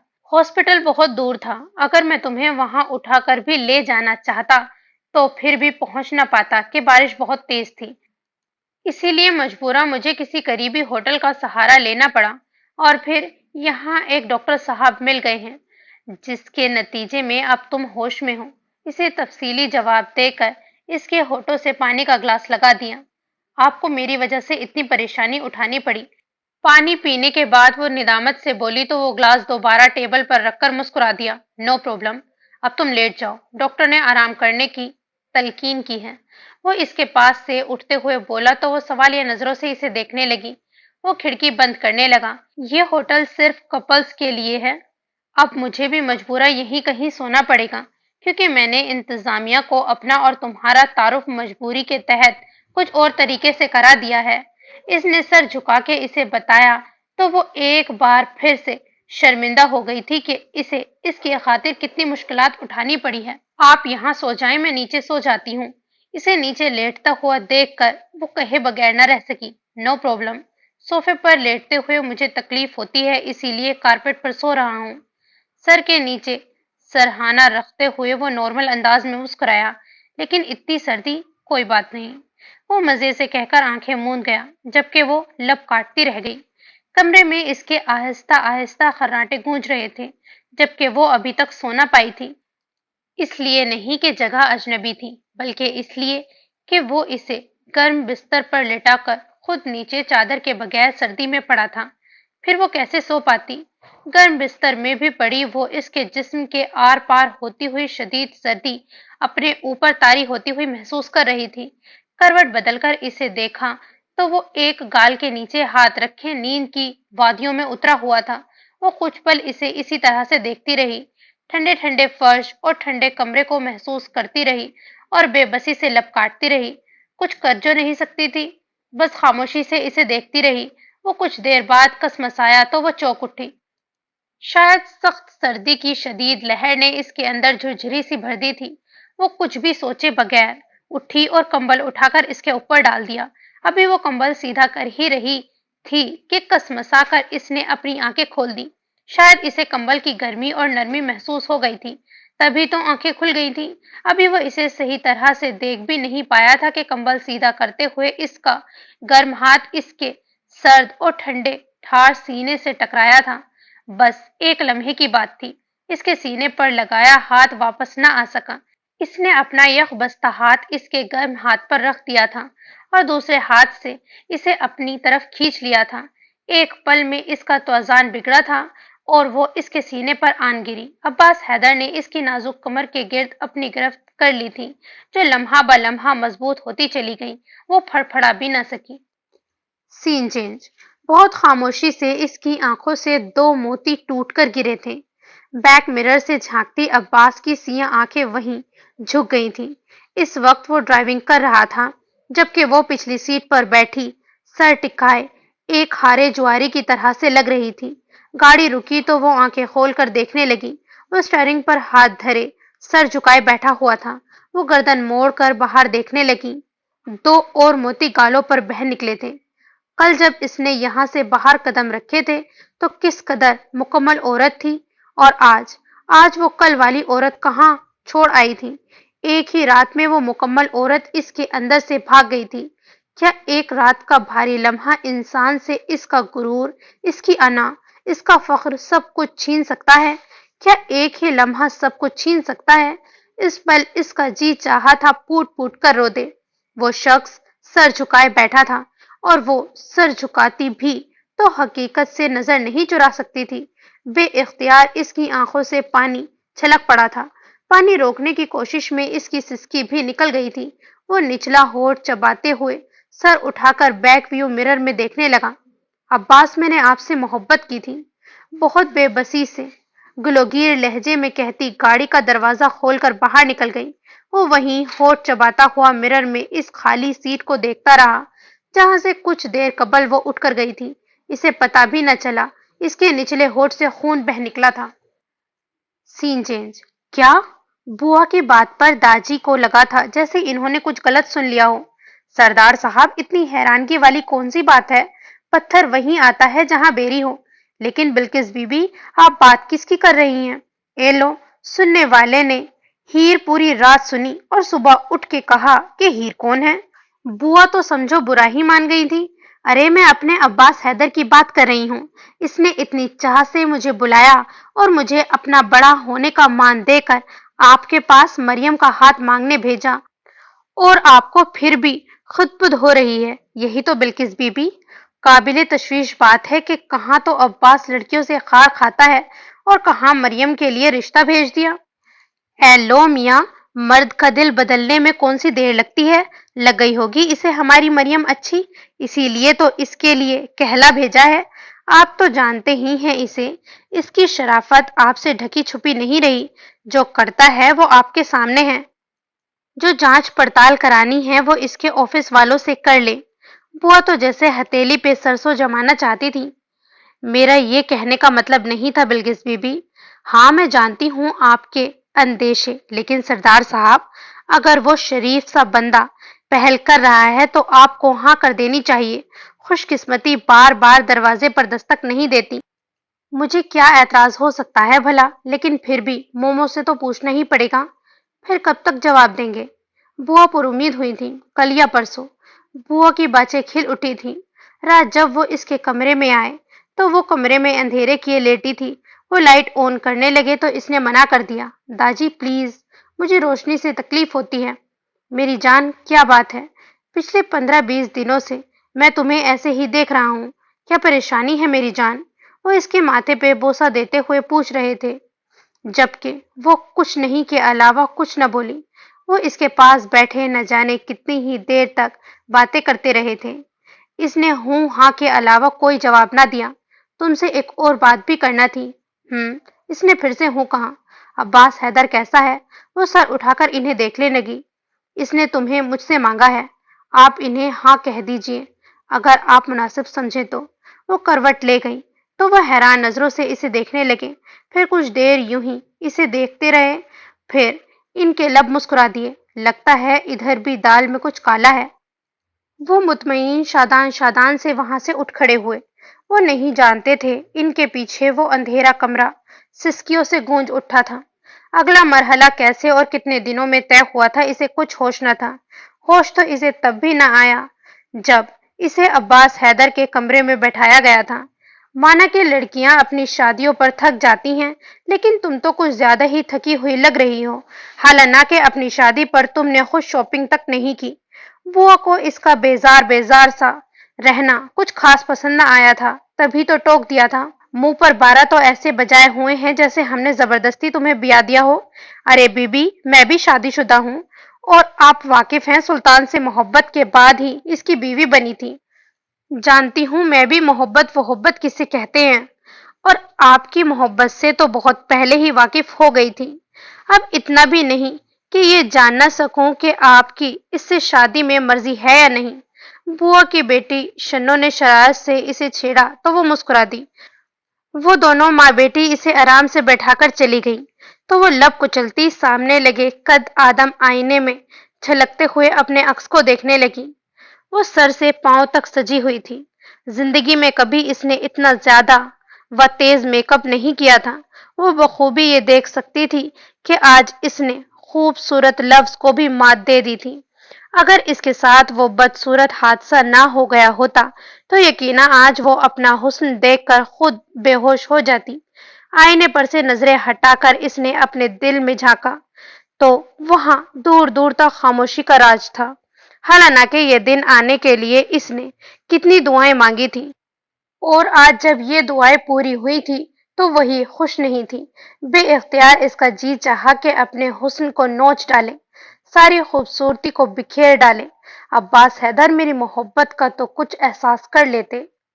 इसने बेदर्दी से हर चीज नोच डाली और अपना रूप बिगाड़ डाला।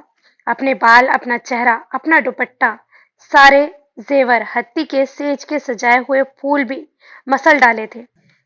वो जब कमरे में आया तो वो बेड के क्राउन से सर टिकाए सो रही थी। दुपट्टा बेड के नीचे पड़ा हुआ था और तमाम जेवरात बेड के ऊपर बिखरे हुए थे। फूलों की लड़ियों से सजाई गई सेज अब नीचे पड़ी मसली हुई पत्तियों को देख रही थी। इसके खुले बिखरे बाल, बालों में सजे हुए चमेली के फूल, मोतिये के फूल अपने साथ हुई ज्यादती पर दुहाई दे रहे थे। वो लब भींच कर आगे बढ़ा और आहिस्ता से इसका भारी दुपट्टा उठाकर इसके ऊपर डाल दिया। फिर इतनी ही आहिस्तगी से इसने बेड पर बिखरे हुए तमाम जेवरात समेटे और टेबल पर रख दिए। सरहाने पर पड़े टूटे गजरे को साथ टेबल पर रख दिया। इसके दाहिनी तरफ लेटते हुए इसकी नजर बेइख्तियार इसके गुलाबी गालों पर पड़ी थी, जहां आंसुओं के मिटे मिटे से निशान अभी बाकी थे। बेइख्तियार इसका हाथ इसके गाल की तरफ गया था। इन मिटे मिटे आंसुओं के निशानों पर बहुत आहिस्तगी से वो उंगलियां फेरने लगा। Scene change. सरदार साहब के दोस्त बुरहान साहब ने रात इनवाइट किया है, मेरे आने तक तुम तैयार रहना। बाल बनाते हुए इसने कन अखियों से इसे देखा। वो कमरे में पड़ी चीजें समेट रही थी। वो शीशे में इसके अक्स को कुछ देर देखता रहा, फिर कोई जवाब ना पाकर सर झटक कर टाई की नोट दुरुस्त की थी, चश्मा उठाकर आंखों से लगाया और ब्रीफकेस खोलकर एक बार देखा और फिर उठाकर बाहर निकल गया। पिछले 15 दिनों से इसका यही मामूल था। वो जवाब देना तो दरकिनार, सर तक न हिलाती थी। वो भी इसे कम ही बुलाता था, जानता था जवाब नहीं मिलेगा। शाम को वो तैयार हो गई थी, लेकिन वही जल्दी ना लौटा, और जब वापस लौटा तब तक वो इसका इंतजार करते करते सो चुकी थी। लगता है ये दावत पर जाने के लिए तैयार हो गई थी। मैंने खामखा बुरहान साहब को इनकार कर दिया। इस पर कंबल उड़ाते हुए इसने सोचा था। किचन में गया तो वहां खाली डोंगे इसका मुंह चढ़ा रहे थे, तो ये भूखी सो गई। इसने कुछ ना खाया था। वो अपने लिए किस लिए तरद्दुद करता। पानी पीकर खामोशी से वापस लौट आया, लेकिन दरवाजा खुलते ही इसकी नजर इस पर पड़ी थी। वो केचर में बाल समेट रही थी। एक पल के लिए दोनों की नजरें मिली थी, फिर वो उठकर इसके पास से होती हुई बाहर निकल गई। ठीक आधा घंटे बाद वो वापस लौटी थी। वो जो टीवी ऑन करके बेड पर बैठा था, नजरें घुमाकर इसे देखने लगा। वो हाथ में पकड़ी खाने की ट्रे इसके सामने रखकर वापस पलट गई। इतना ख्याल है? टीवी पर दोबारा से नजरें जमाते हुए इसने सोचा था। कुछ देर बाद वो पानी का जग भी ले आई थी। इसके सामने रखकर वापस पलटने ही लगी थी जब इसने इसके हाथ पर अपना भारी हाथ रख दिया। वो जैसे करंट खाकर इसे देखने लगी। तुम भी खाना खा लो, इसने मध्यम लहजे में कहा था, लेकिन वो कुछ भी बोले बगैर इसके हाथ के नीचे से अपना हाथ निकालकर पीछे हट गई। मैंने कहा है तुम भी खाना खा लो। इसे लेटते हुए देखकर इसने दोबारा से अपनी बात दोहराई। वो फिर भी कुछ न बोली तो वो लब भीज गया था। उठाओ ये ट्रे और वापस रख के आओ। کچھ دیر کے بعد اس کی بھاری آواز کمرے میں گونجی تھی۔ وہ گردن موڑ کر اسے دیکھنے لگی۔ مجھے بھوک نہیں ہے۔ نہ جانے کتنے دنوں بعد اس کی چپ ٹوٹی تھی۔ کچھ پل تک وہ اسے دیکھتا رہ گیا۔ تو اس وقت یہ سب بنانے کی کیا تک ہے؟ بھوک تو مجھے بھی نہیں۔ آپ کو کیوں بھوک نہیں؟ یہی سوال میرا تم سے ہے۔ وہ بھی اس کی آنکھوں میں جھانکتا ہوا بولا تھا۔ وہ ایک پل کے لیے چپ کی چپ رہ گئی، پھر آہستہ سے اٹھی اور اس کے مقابل بیٹھ کر کھانا شروع کر دیا۔ اس نے بھی کھانے کے لیے ہاتھ آگے بڑھا دیے۔ سین چینج۔ وہ کب سے ٹی وی پر نظریں جمائے مسکرائے جا رہا تھا۔ وہ جو کچن میں کھڑی کھانا بنا رہی تھی حیرت سے مڑ کر اسے دیکھنے لگی۔ تب ہی اس کی نظر اس پر پڑی تو سٹ پٹا کر سالن میں چمچہ ہلانے لگی۔ مریم! وہ کچن سے باہر نکلی تو اس نے اسے آواز دے دی۔ نہ چاہتے ہوئے بھی وہ مڑ کر اسے دیکھنے لگی۔ پاکستان اور نیوزی لینڈ کا میچ لگا ہوا ہے۔ نہ جانے وہ کیا کہنا چاہتا تھا، وہ کچھ سمجھ نہ سکی۔ میرا مطلب ہے، آؤ دیکھ لو۔ اس کے سنجیدہ لہجے میں چھپی ہوئی شرارت وہ فورا سے بھاپ گئی تھی، لیکن کچھ بھی کہے بغیر آگے بڑھ گئی۔ آپ کا موبائل بج رہا ہے۔ کچھ دیر بعد وہ ہاتھ میں اس کا موبائل لیے باہر آئی تھی۔ موبائل پکڑاتے پکڑاتے اس کا ہاتھ بھی اس کے ہاتھ میں ہی چلا گیا۔ اس سے پہلے کہ وہ ہاتھ چھڑاتی، اس نے ذرا سا اسے اپنی طرف کھینچا تو وہ اس کے بازو پر آ گری۔ بہت ناگواری سے اس نے اسے دیکھا تھا۔ شادی کو 1 ماہ ہو گیا ہے، اتنا تو حق دو۔ اس کی کمر کے گرد اس نے اپنا حصار تنگ کیا تو وہ غصے سے چلا اٹھی۔ پلیز چھوڑے مجھے۔ وہ چلائی لیکن وہ فون کی طرف متوجہ ہو گیا۔ ہیلو؟ ہاں میں بول رہا ہوں۔ ایک دم اس کے کشادہ ماتھے پر 2 بل پڑے، جسے اس نے بڑے غور سے دیکھا تھا۔ ہاں بولو، کیا کہنا ہے؟ وہ محسوس کر سکتی تھی کہ دوسری طرف کسی لڑکی کی آواز تھی۔ اب یہ سب ماننے یا نہ ماننے کا فائدہ؟ انتہائی درشتی سے وہ چلایا تھا۔ مریم کو اپنے گرد اس کی گرفت ڈھیلی ہوتی ہوئی محسوس ہوئی تھی۔ اس سے پہلے کہ وہ موقع سے فائدہ اٹھاتی، عباس حیدر کی اگلی بات نے اس کے قدم روک لیے تھے۔ بدنام میں ہوا تھا یا تم؟ اتنا ہی کڑوا لہجہ تھا۔ مت بھولو، بدنام کرانے والی تم تھی، تم صبا گوہر۔ دانت کچکچاتے ہوئے وہ بولا تو مریم نے لب بھینچے ہوئے اس کے غصے سے سرخ ہوئے ہو چکے چہرے کو دیکھا تھا، جہاں غصے اور اشتعال کے علاوہ کچھ نہ تھا۔ عورتیں کیسی ہوتی ہیں یہ میں بہتر جانتا ہوں۔ پہلے تمہاری تائی اور بعد میں تم نے جو کیا ہے وہ عورت کی عظمت بلند کرنے کے لیے کافی تھا۔ Shut up! میں چاچو کی وفات پر صرف اسی لیے آیا تھا کہ انہوں نے مجھے پالا تھا۔ اگر آخری وقت میں انہوں نے مجھ سے ملنے یا مجھ سے معافی مانگنے کی خواہش کی تو میں صرف اسی لیے ان کے پاس گیا کہ انہوں نے بچپن میں میرے سر پر ہاتھ رکھا تھا۔ بے شک انہوں نے میرا اعتبار نہ کیا، مجھے کوٹھے میں رہنے والی میری ماں کی گالی دے دی، لیکن میں ان کی طرح اتنا احسان فراموش نہ تھا کہ آخری وقت میں اپنے ہی محسن سے نہ ملتا، اس کے بندے ہوئے ہاتھوں کا کچھ خیال نہ کرتا۔ بہرحال جو بھی ہے، آئندہ مجھ سے رابطہ کرنے کی کوشش نہ کرنا۔ میں اس گھر کے کسی بھی فرد سے کوئی رابطہ رکھنا نہیں چاہتا۔ میں بے گناہ تھا۔ اب یہ تمہیں احساس ہو رہا ہے تب جب تم نے پورے خاندان کے سامنے نہ جانے کیسے اس نے اپنے منہ سے نکلنے والی گالی کو کنٹرول کیا تھا۔ انتہائی غصے سے اس نے موبائل سامنے دیوار پر دے مارا اور پھر اپنا سر اپنے ہاتھوں میں رکھ لیا تھا۔ وہ کچھ بھی نہ سمجھتے ہوئے وہاں سے اٹھ گئی تھی۔ رات ہولے ہولے بیت رہی تھی، لیکن اس کی آنکھوں میں نیند ابھی تک بھی نہیں اتری تھی۔ نہ جانے کب سے وہ چت لیٹا چھت کو گھورے جا رہا تھا۔ سونے کی اس نے ایک اور کوشش کی لیکن کامیاب نہ ہو سکا۔ گردن موڑ کر اسے دیکھا، وہ بے خبر سو رہی تھی۔ وہ گہری سانس لے کر رہ گیا۔ ایک مختلف عورت۔ اس نے اپنی ماں نہیں دیکھی تھی، لیکن اس کے بارے میں سنا ضرور تھا کہ وہ کوٹھے پر رہنے والی تھی، جو اس کے پیدا ہوتے ہی اسے اس کے باپ کی جھولی میں پھینک کر دوبارہ واپس چلی گئی تھی، جس کا تانا آج تک اسے ملتا آیا تھا۔ بہت بچپن میں وہ ماں لفظ سے نفرت کرنے لگا تھا۔ باپ بھی بچپن میں ہی چل بسا تھا۔ پھر اسے چھوٹے چچا اپنے گھر لے گئے تھے، جہاں اس کا ایک اور عورت سے واسطہ پڑا، جس نے اسے عورت کے ایک اور روپ سے آشنا کرایا تھا، اور وہ عورت اس کے چچا کی بیوی تھی، جسے وہ چچی کہنے لگا تھا۔ پرائی اولاد کو کون دل سے لگاتا ہے؟ اس کی چچی نے بھی اسے کبھی اپنا نہ سمجھا۔ بات بات پر مار کٹائی، گالی گلوچ، تانے تشنے دیتی رہتی تھی، اور وہ جوانی کی دہلیز تک پہنچ گیا تھا۔ ماں کے بعد چچی اور پھر چچی کے بعد تائی اس کے سامنے آئی تھی۔ تائی تیسری عورت تھی جس نے اسے عورتوں سے برگشتہ کرنے میں کوئی کسر نہ چھوڑی تھی، جس نے تایا کو جائیداد میں بٹوارا کرنے کے لیے بھڑکایا تھا، پھر اس کی بھی جائیداد ہتھیانے کے لیے اپنی منجلی بیٹی کی زبردستی اس کے ساتھ منگنی کر دی۔ چھوٹے چچا اور چچی کو یہ بات بہت ناگوار گزری تھی۔ تبھی تایا اور چچا کی آپس میں ٹھن گئی تھی۔ دونوں کے درمیان بہت صلح صفائی کرانی چاہی تھی لیکن کوئی نہ مانا، اور پھر مانے تب جب اس نے اپنا حصہ برابر ان دونوں کو دے دیا تھا۔ بس یہ حصہ ملنے کی دیر تھی، تائی نے آنکھیں پھیر لی۔ کون سی منگنی، کیسی منگنی؟ یہ سوال دوبارہ ابھر ہی نہ سکا۔ بے شک وہ تایا کی بیٹی کو پسند نہ کرتا تھا، اسے کبھی دوسری نظر سے نہ دیکھا تھا، لیکن پھر بھی اس کے منہ سے بھلا میں تم جیسے کنگڑے سے شادی کر سکتی ہوں؟ ماں تمہاری کوٹھے والی تھی، مجھے تانے ملیں گے سن کر اسے خاصا دھچکا لگا تھا۔ تم اگر اپنے تایا سے اپنا حصہ لے کر گوہر چھوٹے چچا کے نام کر دو تو ہم فائزہ کی تمہارے ساتھ شادی کر دیں گے۔ ایک دن چچی نے اسے اپنے پاس بیٹھا کر کہا اور ساتھ اپنی چھوٹی بیٹی کے حوالے سے اسے لالچ بھی دیا، تو وہ لالچ میں پھنسی ہوئی عورت کو دیکھ کر رہ گیا۔ وہ پہلے ہی عورتوں سے بدظن ہو چکا تھا، رہی صحیح کسر فائزہ گوہر چچی کی بیٹی نے پوری کر دی۔ وہ کالج میں پڑھتی تھی اور عباس کی نظر میں وہ ابھی کافی چھوٹی تھی، لیکن اس کا یہ چھوٹا پن اس وقت سامنے کھل کر سامنے آیا تھا جس دن وہ کالج کے وقت اپنے آفس کے قریبی ریسٹورانٹ میں گیا تو وہاں فائزہ کو کسی لڑکے کے ساتھ بیٹھا ہوا پایا۔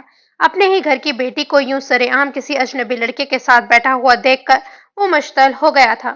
گھر آ کر اس نے فائزہ سے باز پرست کی تو نہ صرف وہ بلکہ چچی بھی بھڑک اٹھی تھی، جس پر وہ چچا سے بات کرتے کرتے رہ گیا تھا۔ اس کے بعد بھی اس نے فائزہ کو کئی بار کبھی کسی لڑکے کے ساتھ اور کبھی کسی لڑکے کے ساتھ دیکھ لیا تھا، لیکن منہ میں زبان رکھتے ہوئے بھی اسے ٹوک نہ سکا۔ خود کوٹھے والی کا بیٹا ہے لیکن سمجھتا دوسروں کو گندا ہے۔ ایک دن اس نے فائزہ کو اپنی بڑی بہن صبا سے کہتے ہوئے سنا تھا، تب وہ خود پر کنٹرول نہ کر سکا اور فائزہ کو ایک تھپڑ جڑ دیا، جس پر گھر میں طوفان اٹھا کہ اسے خود ہی کان لپیٹنے پڑے تھے۔ اتنی گری ہوئی حرکتیں کوئی عورت کیسے کر لیتی ہے؟ اس نے یہ بات بار بار سوچی تھی اور اسے چچا پر بار بار غصہ آیا تھا کہ جس نے گھر کی عورتوں کو اتنی چھوٹ دے رکھی تھی اور وہ اس چھوٹ کو غلط طریقے سے استعمال کر رہی تھی، لیکن چچا کو کوئی پرواہ ہی نہیں تھی۔ چاچو کبھی گھر پر بھی توجہ دیں، مرد اگر گھر کو نہ دیکھے تو گھر تباہ ہونے میں دیر نہیں لگتی۔ ایک دن اس نے باقاعدہ چچا کے کمرے میں جا کر انہیں تنبیہ کی تھی، لیکن چاچو صاحب کسی اور مسئلے میں الجھے ہوئے تھے، اس کی بات کانوں پر دھری ہی نہ۔ عباس، ان دنوں میرا بزنس ڈوب رہا ہے، مجھے فوری طور پر 5 لاکھ روپوں کی ضرورت ہے، میری کچھ مدد کر سکو گے؟ انہوں نے ایک اور ہی بکھیڑا اس کے سامنے رکھ دیا۔ وہ ان کی مردانگی پر افسوس کے سوا کچھ کر سکتا تھا، سو افسوس سے انہیں دیکھ کر رہ گیا۔ اس معاملے میں میری کوئی مدد کر سکو گے؟ انہوں نے اس کے مرجھائے ہوئے چہرے پر ایک التجائی نظر ڈالی تو وہ ان کے پاس بیٹھ گیا۔ چاچو، جو کچھ میرے پاس تھا وہ میں پہلے ہی آپ کو اور تایا ابو کو دے چکا ہوں، اب میں کیسے آپ کو کچھ دے سکتا ہوں؟ اب میرے پاس اور کچھ نہیں۔ کیوں کچھ نہیں؟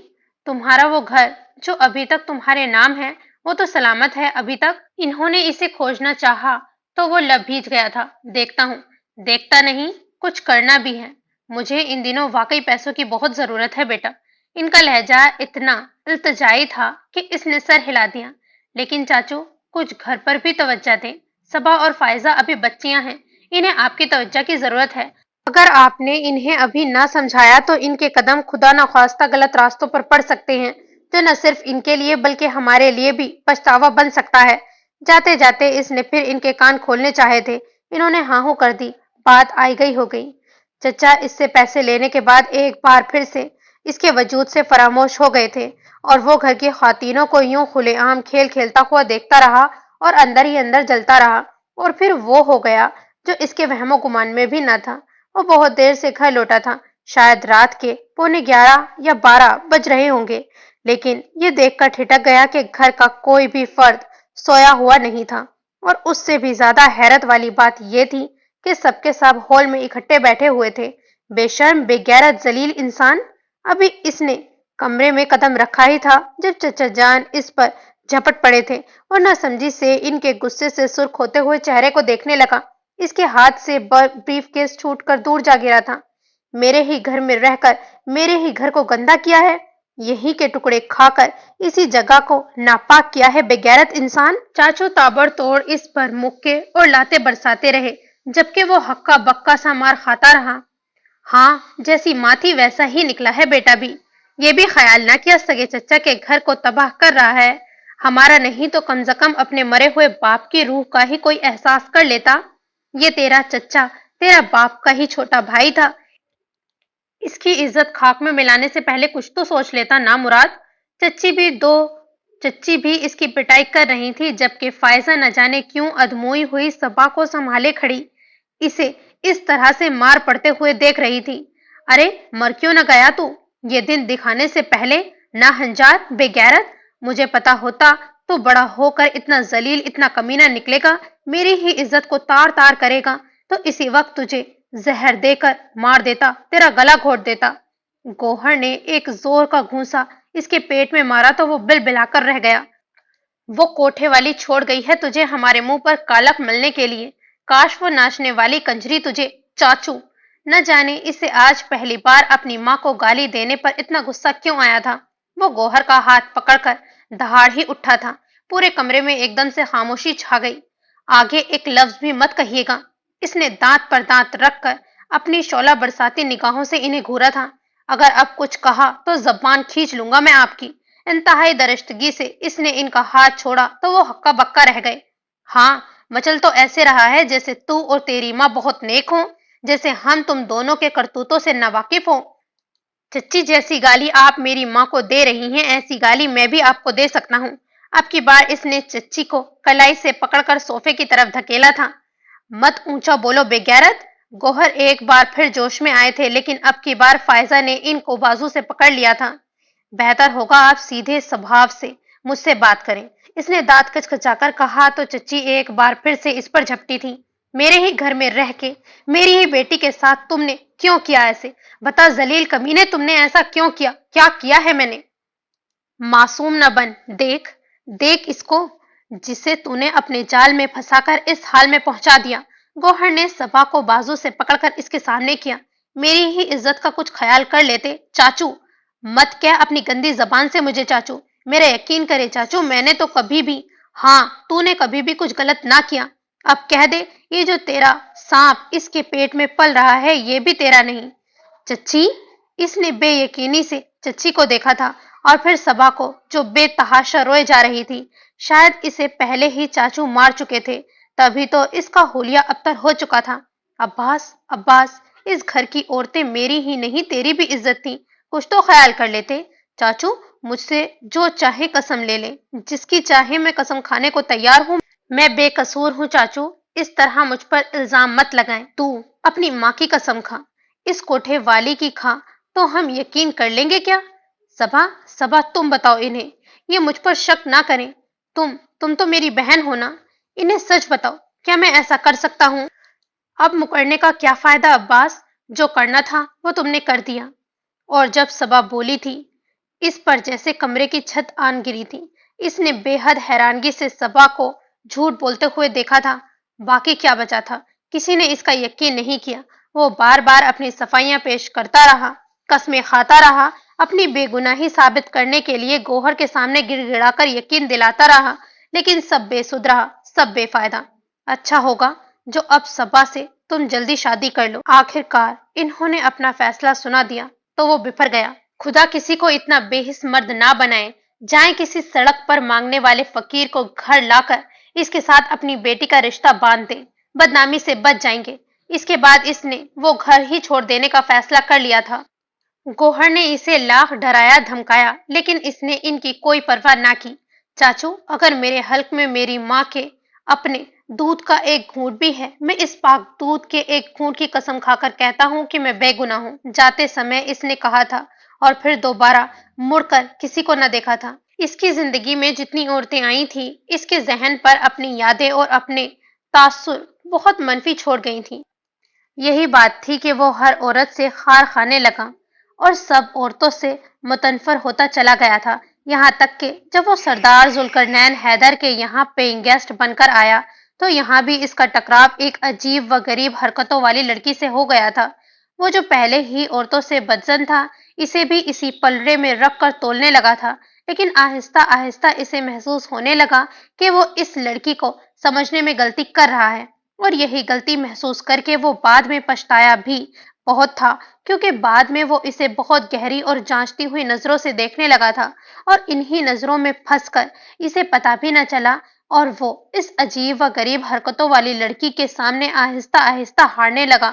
یہی وجہ تھی کہ وہ اس کے سامنے ہارتے ہوئے بھی اپنی ہار سے کترا رہا تھا، یہاں تک کہ اس نے خود مجبور ہو کر اس سے اپنی محبت کا اظہار کر دیا۔ اس نے کسمسا کر اس کے سینے پر اپنا بازو رکھا تو وہ چونک گیا۔ گردن موڑ کر پھر سے اسے دیکھا تو وہ معصوم سی صورت والی اسے اپنے دل کے بہت قریب لگی۔ سیاہ سلکی بالوں میں چھپا ہوا چاند سا اس کا چہرہ، جس پر ہم وقت ایک ناراضگی سی چھائی رہتی تھی، لیکن وہ نہیں جانتی تھی اس ناراضگی میں بھی بہت معصومیت سی تھی، جو عباس حیدر کو اپنے دل کے تاروں کو چھیڑتی ہوئی محسوس ہوتی تھی۔ اب بھی اس کی معصومیت سے بھرے ہوئے چہرے پر اسے ڈھیروں پیار آیا تھا۔ وہ اسے دیکھتا گہری سانس لے کر سیدھا ہونے ہی والا تھا جب وہ کسمسا کر اس کے اور قریب ہو گئی۔ پہلے اس کا بازو اس کے سینے پر پڑا تھا، اب اس کا چہرہ اس کے سینے سے لگا تھا۔ اس کا دل عجیب رو میں بہکنے لگا تھا۔ لب بھیج کر اس نے خود کو کنٹرول کرنے کی کوشش کی، مگر دل دھڑک دھڑک کر اسے کسی اور راہ پر دھکیلنے لگا تھا۔ پہلے ہی بہت ظلم کر چکا ہوں تم پہ، اس کا بازو اپنے سینے سے ہٹاتے ہوئے وہ اندر ہی اندر اس سے مخاطب ہوا تھا، لیکن اس کا نرم گرم چہرہ اسے پھر سے ظلم کرنے پر مجبور کرنے لگا تھا۔ ایک دفعہ تمہاری محبت کا ناجائز فائدہ اٹھا چکا ہوں۔ وہ دل میں ابھرتے ہوئے احساسات و جذبات کو تھپکیاں دے کر سلانے لگا، مگر ناکام ہوتا چلا گیا۔ اس نے پھر بے بسی سے اسے دیکھا تھا۔ وہ سرخ کپڑوں میں ملبوس اس وقت اپنے دوپٹے سے بے نیاز پڑی ہوئی تھی، اور مرد کو تو ایک لمحہ ہی بہکانے کے لیے کافی ہوتا ہے، اور اگر سامنے والے کے تمام اختیارات اپنے نام ہوں اور وہ تمام حقوق اپنے نام محفوظ رکھتا ہو تو پھر مرد کو سوچنا نہیں پڑتا۔ اور پھر بہت آہستگی سے اسے اپنے قریب سے قریب تر کر لیا۔ حواس میں آتے ہی مریم نے اس سے اپنا آپ چھڑانا چاہا، لیکن وہ اپنی کوشش میں کامیاب نہ ہو سکی اور وہ بہکتا چلا گیا۔ ناشتہ ملے گا؟ صبح ہوئی۔ وہ ٹی وی کے سامنے گمسم سی گھٹنوں میں سر ٹکائے ہوئے بیٹھی تھی جب سیڑھیوں سے اترتے ہوئے اس نے چور نگاہوں سے اسے دیکھا، اور پھر وہی ڈائننگ ٹیبل کے پاس رک کر بنا اسے مخاطب کیے ناشتے کا پوچھا۔ اس نے کوئی جواب نہ دیا تو وہ سر کھجا کر رہ گیا۔ بھوکا چلا جاؤں آج آفس؟ پھر سے اسے کن اکھیوں سے دیکھا تو وہ ٹس سے مس نہ ہوئی۔ تو چلا جاؤں؟ گلاس ڈور کی طرف بڑھتے ہوئے اس نے پھر سے اسے دیکھا۔ وہ اپنے کھلے بال جھٹک کر رہ گئی تھی۔ وہ گہری سانس لے کر رہ گیا۔ شام کو جب لوٹا تو وہ جھیل کے کنارے بیٹھی بہت پشمردہ اور اداس اداس لگ رہی تھی۔ وہ گاڑی سے نکل کر سیدھا اس کی طرف چلا آیا تھا۔ اس وقت یہاں بیٹھی کیا کر رہی ہو؟ چلو اندر، آج موسم بہت سرد ہے، کہیں بیمار نہ پڑ جاؤ۔ وہ اس کے سر پر آ کے بولا تو وہ بنا اسے دیکھی اٹھ کھڑی ہوئی۔ وہ سمجھا اندر جائے گی، مگر وہ دوسری سمت چل پڑی۔ وہ بھوئیں سکوڑ کر اسے دیکھنے لگا۔ وہ جھیل پار کر گئی تھی۔ صاحب، سردار صاحب نے کہا ہے آپ آج کا کھانا ادھر ہی کھائیں۔ وہ کچن میں کھڑا کیا کھاؤں کیا نہ کھاؤں کے بارے میں ہی سوچ رہا تھا جب شنو اسے اطلاع دینے آ گئی۔ وہ تشکر سے مسکرا دیا۔ ہاتھ میں پکڑے ہوئے انڈے فریج میں رکھ کر وہ شنو کے پیچھے چل دیا۔ وہ جانتا تھا یہ دعوت بھی مریم ہی کی طرف سے ہے۔ گھر میں تو وہ ناراض تھی، اسی لیے کھانے کے لیے کچھ نہ بنایا تھا، اور یہ بھوکا رہتا بھلا وہ برداشت کر سکتی تھی؟ میں سمجھا اب بھوکا ہی رہنا پڑے گا۔ رات وہ بیڈ پر لیٹے ہوئے بولا تھا۔ جواباں اس نے کوئی تبصرہ نہ کیا اور آنکھوں پر بازو رکھ کر لیٹ گئی تھی۔ اپنے شوہر سے اتنی ناراضگی اچھی نہیں ہوتی یار۔ لیٹتے ہی اس نے اس کی آنکھ سے اس کا بازو ہٹایا تو اس نے جھٹکے سے اپنا بازو اس کے ہاتھ سے چھڑا لیا۔ ایک شوہر اتنی سرد رات میں اپنی بیوی کی رفاقت کے لیے تڑپتا رہے، کیا یہ ظلم نہیں مریم؟ کچھ دیر بعد وہ جھکا ہوا بول رہا تھا۔ مجھے ہاتھ مت لگائیے گا، بہت جھیل لیا ہے میں نے آپ کا ظلم۔ اس نے بہت غصے سے اس کے سینے پر دونوں ہاتھ جما کر اسے پرے دھکیلا اور خود اٹھ کر بیٹھ گئی۔ اگر اب آپ میری طرف بڑھے نا تو میں اس کمرے سے باہر چلی جاؤں گی۔ بہت بے پردہ ہوا انداز تھا اس کا۔ عباس حیدر اسے دیکھ کر رہ گیا، جبکہ وہ نہایت ہی مشتعل ہوتی خود پر کمبل لپیٹ کر لیٹ گئی۔ اگلا دن، پھر اگلا ہفتہ، اور پھر اگلا پورا مہینہ اسی طرح سے گزر گیا۔ نہ تو وہ اس سے کوئی بات کرتی تھی اور نہ ہی اس کی بات کا جواب دیتی تھی۔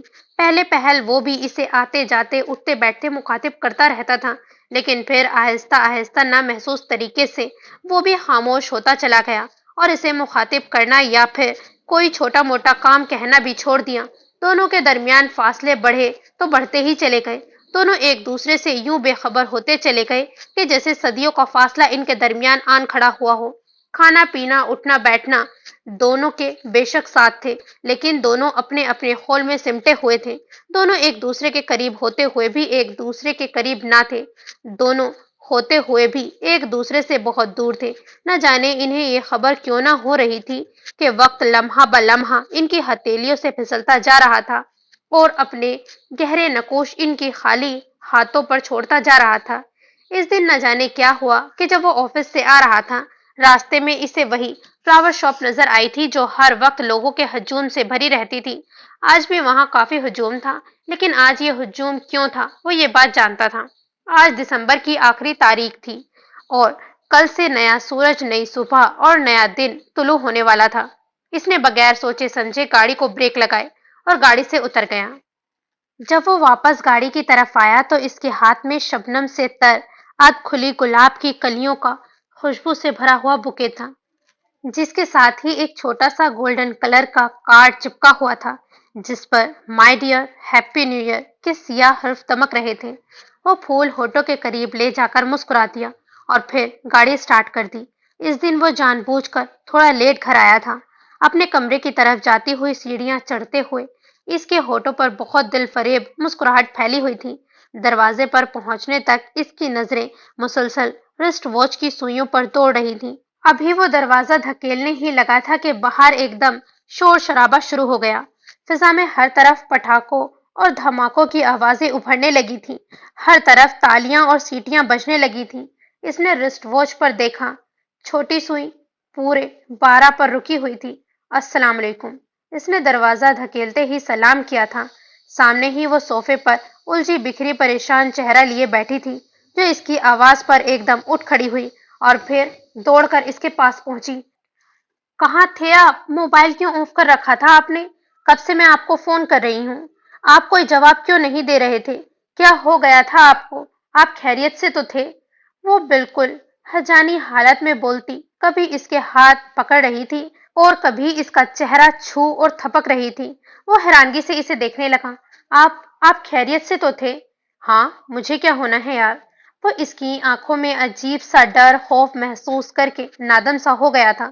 وہ تو پچھلے 1.5 مہینے سے یہی سمجھ رہا تھا کہ وہ اس کے وجود سے ہی بے خبر ہو چکی ہے، لیکن وہ تو اب بھی بالکل ویسی ہی تھی، اس کا خیال رکھنے والی، اس سے باخبر رہنے والی، اس سے اس طرح محبت کرنے والی۔ میں سمجھی۔ وہ عجیب اضطراری حالت میں اپنے بالوں میں انگلیاں چلاتی ہوئی ہونٹ کچلتی ہوئی بیڈ پر جا کر بیٹھ گئی تو وہ بھی چلتا ہوا اس کے قریب آن رکا تھا۔ کیا سمجھی تھی تم؟ کچھ نہیں۔ آپ کھانا کھائیں گے؟ اپنے ہاتھوں کی انگلیاں مروڑتے ہوئے وہ اسے دیکھے بغیر بولی تو وہ اس کے پاس بیٹھ گیا۔ کھانا تو میں کھا کے آیا ہوں، البتہ یہ پھول میں تمہارے لیے لایا ہوں۔ اس نے بوکے اس کی طرف بڑھایا تو وہ سوالیہ نظروں سے اسے دیکھنے لگی۔ Happy new year. وہ مسکرایا تو وہ کچھ بھی کہے بغیر چہرے کا رخ موڑ گئی۔ پھول لینے سے انکار نہیں کرتے، آپ جیسے لوگوں سے پھول لیے بھی نہیں جاتے۔ کچھ دیر بعد اس کی بھیگی آواز کمرے میں گونجی تھی۔ تو کیا ایک شوہر اپنی بیوی کے لیے لوگ ہوتا ہے؟ وہ اس کے ٹیڑھے لہجے پر کچھ بھی نہ بولی تھی۔ وہ کچھ دیر خاموشی سے اسے دیکھتا رہا، پھر ہاتھ بڑھا کر اس کا چہرہ اپنی طرف موڑ لیا۔ ہاتھ مت لگائیں مجھے، ایک دم وہ ترشی سے بولی اور اس کا ہاتھ پیچھے جھٹک دیا۔ اس نے اس کے غصے کو کسی خاطر میں نہ لاتے ہوئے پھول اس کی گود میں رکھ دیے اور اسے شرارت سے اپنے بازوؤں کے حالے میں لے لیا تھا۔ پلیز ڈونٹ ٹچ می، وہ غصے سے چلا اٹھی اور اس سے اپنا ہاتھ چھڑانے لگی، لیکن اس کی آہنی گرفت بہت مضبوط تھی، اس کی کوشش بیکار گئی تھی۔ پلیز، نہایت ہی مشتعل ہو کر اس نے گود میں پڑے ہوئے پھول اٹھا کر دور پھینک دیے تھے۔ یار، اتنی ناراضگی بھی اچھی نہیں ہوتی۔ مانا کہ ایک بار مجھ سے غلطی ہو گئی ہے، لیکن میں بھی انسان ہوں، بشر ہوں، مجھ سے بھی غلطی ہو سکتی ہے۔ کیا تم مجھے معاف نہیں کر سکتی؟ معاف؟ آپ معافی کا کہتے ہیں؟ میں نفرت کرتی ہوں آپ سے۔ یہ کب ہوا؟ وہ اسے اور ساتھ لگاتے ہوئے بولا تو اس نے غصے سے اسے پیچھے دھکا دے دیا۔ خبردار، جو اب آپ میرے قریب آئے تو شوہر ہوں میں تمہارا، جو چاہوں تمہارے ساتھ کر سکتا ہوں، تم کون ہوتی ہو مجھے روکنے والی؟ وہ بھی ایک دم سے بے پر اٹھا تھا خبردار، پہلے بھی آپ میرے ساتھ بہت زیادتی کر چکے ہیں۔ اس نے تنبیہ کرنے کے سے انداز میں انگلی اٹھائی تو اس نے اس کی انگلی پکڑ لی تھی۔ لیکن اب تم میری بیوی ہو، جب اور جس وقت چاہوں کچھ بھی کر سکتا ہوں میں۔ ہاں، اسی لیے آپ چلے آئے تاکہ تاریک رات کو اور تاریک کر سکے، ہے نا؟ اپنی ضرورت تو آپ کو یاد رہتی ہے، لیکن دوسروں کا کیا حال ہوتا ہے کبھی سوچا ہے آپ نے اس بارے میں؟ آپ کے پیچھے ہٹتے ہی مر جانے کو جی چاہتا ہے میرا۔ گھن آتی ہے آپ کے وجود سے، نہایتی نفرت سے کہتی وہ اس کے پاس سے اٹھ گئی۔ اگر اتنی ہی نفرت ہے تمہیں مجھ سے تو اس وقت یوں حال سے بے حال ہوتی انتظار کیوں کر رہی تھی میرا؟ یوں بے چینی سے مجھے فون کیوں کر رہی تھی؟ میرے ہاتھ لگانے سے اگر تمہیں اتنی ہی گھن آتی ہے تو ابھی کچھ دیر قبل اس طرح بے قراری اور بے تابی سے مجھے کیوں چھو رہی تھی؟ وہ اس کے سامنے کھڑا ہو کر انتہائی غصے سے چلایا تو وہ زخمی نظروں سے اسے دیکھ کر رہ گئی۔ اگر اس دن میں بہک گیا تھا تو اس میں میرا کیا قصور تھا؟ تم نے ہی مجھے بہکنے پر مجبور کیا تھا، نہ آتی میرے پاس نہ مجھ کو کمبل اڑاتی۔ ہاں، میں نے غلطی کی تھی اور آپ نے میری اس غلطی سے ناجائز فائدہ اٹھا لیا، اپنے اندر کا کمزور اور ہوس کا مارا شخص باہر نکال لیا۔ یہ بھی خیال نہ کیا کہ جس کو اپنی ہوس کا نشانہ بنا رہے ہیں وہ لڑکی آپ سے ٹوٹ کر محبت کرتی ہے۔ اگر آپ واقعی ایک کمزور اور عام کردار کے مالک تھے تو کم از کم اس محبت کو تو اپنی ہوس کا نشانہ نہ بناتے، اس محبت کے واسطے ہی مجھے معاف کر دیتے۔ اپنا کمزور اور گرا ہوا کردار مجھ پر چٹاخ۔ بہت زور کا ہاتھ پڑا تھا اس کے گال پر، وہ وہیں بیٹھ پر گر گئی۔ اگر میں اتنا ہی کمزور اور گرا ہوا شخص ہوتا تو اس وقت تم یہاں میرے سامنے نظر نہ آ رہی ہوتی۔ اگر چاہتا تو میں اس دن تم سے قطع تعلق کر سکتا تھا، چھوڑ سکتا تھا میں تم کو، یہاں سے فرار ہو سکتا تھا، پھر دیکھتا تم کسے اپنی بے گناہی ثابت کرتی، کس کس کے سامنے جا کر اپنا پاک دامن دکھاتی۔ وہ انتہائی مشتعل ہو کر چلایا تھا۔ سچ کہوں تو مریم عباس تم کچھ نہیں کر سکتی تھی سوائے رونے کے۔ تم چاہتی بھی تو کوئی تمہارا اعتبار نہ کرتا، کوئی تمہاری بات نہ مانتا۔ وہ بیڈ کے پاس کھڑا ہو کر بولا تھا۔ وہ روتے ہوئے اسے دیکھنے لگی۔ میں نے اگر چپ چاپ تمہیں اپنے نکاح میں لے لیا تو صرف اسی لیے کہ تم کہیں بدنام نہ ہو جاؤ، لوگ تم پر تھو تھو نہ کریں، کوئی تمہیں برا نہ کہے۔ وہ اس کی نیر بہاتی آنکھوں میں دیکھتا ہوا اس کے پاس بیٹھ گیا۔ میرا کیا تھا یہاں، کون سا لوگ مجھے جانتے تھے؟ اگر تم آگے جا کر مجھ پر انگلی بھی اٹھاتی تو لوگ اسے محض ایک اسکینڈل سمجھتے، میں تو پھر بھی بچ جاتا، لیکن تم لوگوں کی نظروں میں آ جاتی اور میں نہیں چاہتا تھا کہ تم پر کسی کی گندی اور شک بھری نظر پڑے۔ اسی لیے 10 دنوں کے اندر اندر تمہیں اپنے نام کر لیا کہ صرف میری وجہ سے تم لوگوں کی نظروں میں گر نہ جاؤ، تم بدنام نہ ہو جاؤ، کہیں لوگ تمہیں برا نہ کہیں۔ وہ شکستہ لہجے میں بولتے ہوئے اسے سیدھا کرنے لگا تھا۔ عباس حیدر اتنا کمزور مرد نہیں ہے مریم، اسے خود کو سنبھالنا آتا ہے۔ یہ تو پہلے کمزور نہیں تھا، تمہیں دیکھ کر کیا ہوتا؟ غلطی تمہاری تھی مریم، تم نے مجھے اس محبت کی راہ پر ڈالنا چاہا تو میں ہار گیا۔ اب کی بار وہ بے بسی سے بولا اور اتنی بے بسی سے اس کے آنسو صاف کرنے لگا تھا۔ وہ اس کا ٹوٹا ہوا بکھرا ہوا لہجہ اندر سے محسوس کر سکتی تھی۔ میں تمہارے سامنے ہار گیا۔ میں تو بہت پہلے عورتوں سے نفرت کرنے لگا تھا جب میری ماں مجھے چھوڑ کر واپس گھنگرو پہننے چلی گئی، جب میری تائی اماں نے میرے نام اپنی بیٹی کی اور تائی اور چچی نے مل کر جب مجھ سے میری جائیداد لوٹی تھی، جب تایا کی بیٹی نے مجھ سے شادی کرنے سے انکار کیا، جب چھوٹے چچا کی بیٹی آوارہ ہو کر سڑکوں پر گھومنے لگی، اور جب صبا گوہر میرے چاچو کی بیٹی نے اپنا گناہ میرے سر تھوپ دیا۔ وہ چونک کر اس کی سرخ آنکھوں میں دیکھنے لگی۔ تم بتاؤ مریم، پھر میں کیسے تمہاری محبت کا جواب دیتا، کیسے تمہارے سامنے ہار مانتا؟ میں تو عورتوں سے پہلے ہی بدظن تھا، پھر تمہیں کیسے سب سے الگ تسلیم کرتا، تمہارے سامنے شکست قبول کر لیتا۔ ایک پل کے لیے انتہائی کرب سے اس نے آنکھیں موندی تھیں۔ مریم، میں جان گیا تمہاری محبت میں کوئی کھوٹ نہیں، تم واقعی مجھے چاہنے لگی تھی۔ تبھی تو میں تم سے بھاگنے لگا تھا کہ تم بچی تھی، معصوم تھی، میں تمہیں کچھ نہیں دے سکتا تھا، لیکن وہ ہو گیا جو ہم دونوں کے لیے کسی اذیت سے کم نہیں تھا۔ وہ آنکھیں کھول کر اسے دیکھنے لگا تھا۔ وہ پہلے ہی اسے دیکھ رہی تھی۔ اس میں نہ میری مرضی تھی اور نہ تمہاری، بس شیطان اپنا وار کر گیا اور ہم دونوں کے لیے پچھتاوا چھوڑ گیا۔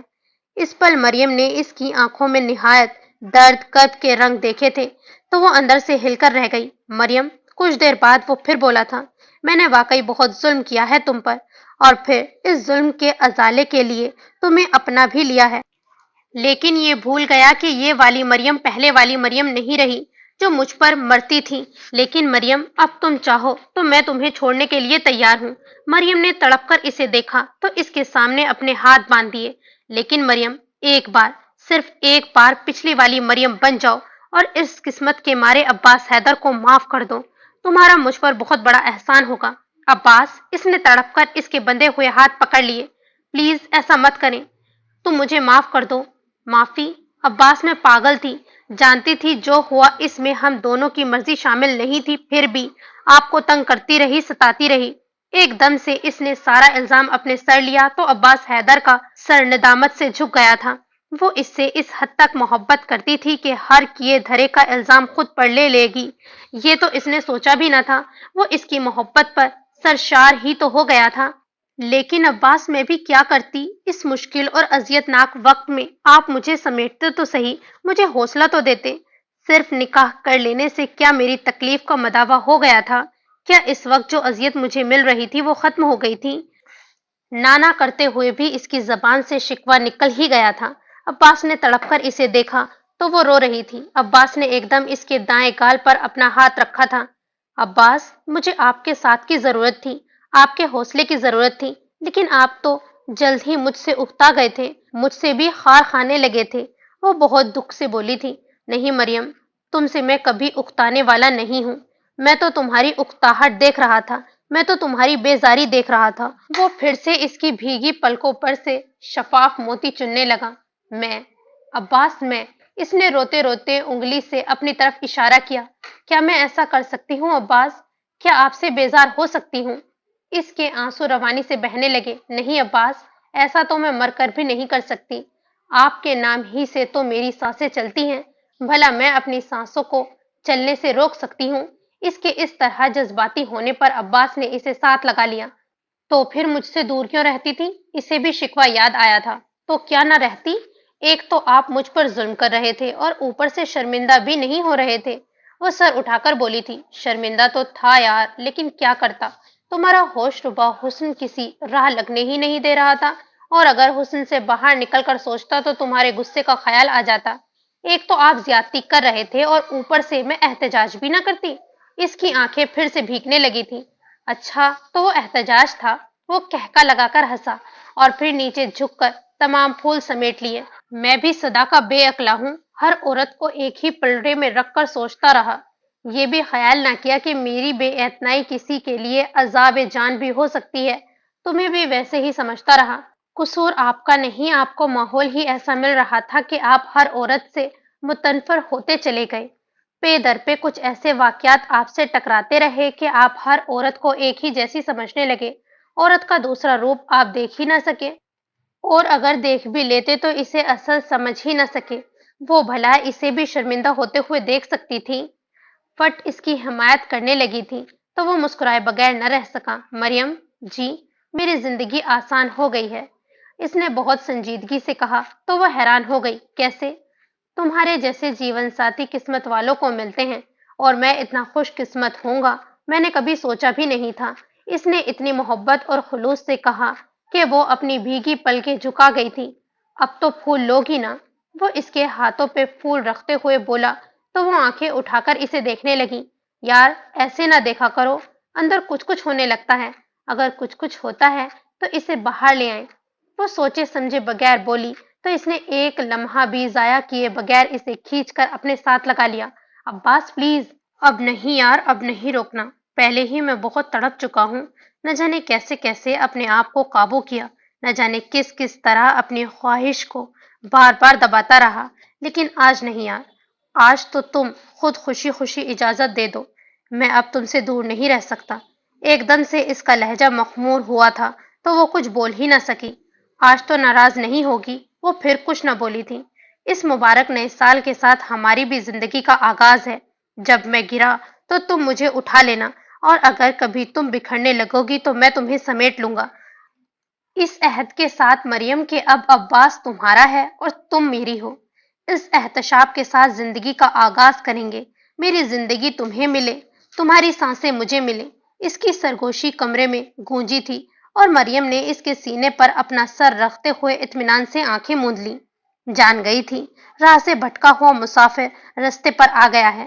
اب نئے سال کی کرنیں اسے منزل کا صاف راستہ دکھا دیں گی۔ So this is the end of this novel. امید کرتی ہوں آپ کو پسند آئی ہوگی۔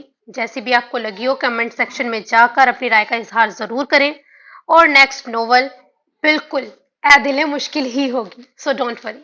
اپنا بہت دھیان رکھیں، دعا میں یاد رکھیں، چینل کو سبسکرائب کرنا بالکل نہ بھولیں۔ خدا حافظ۔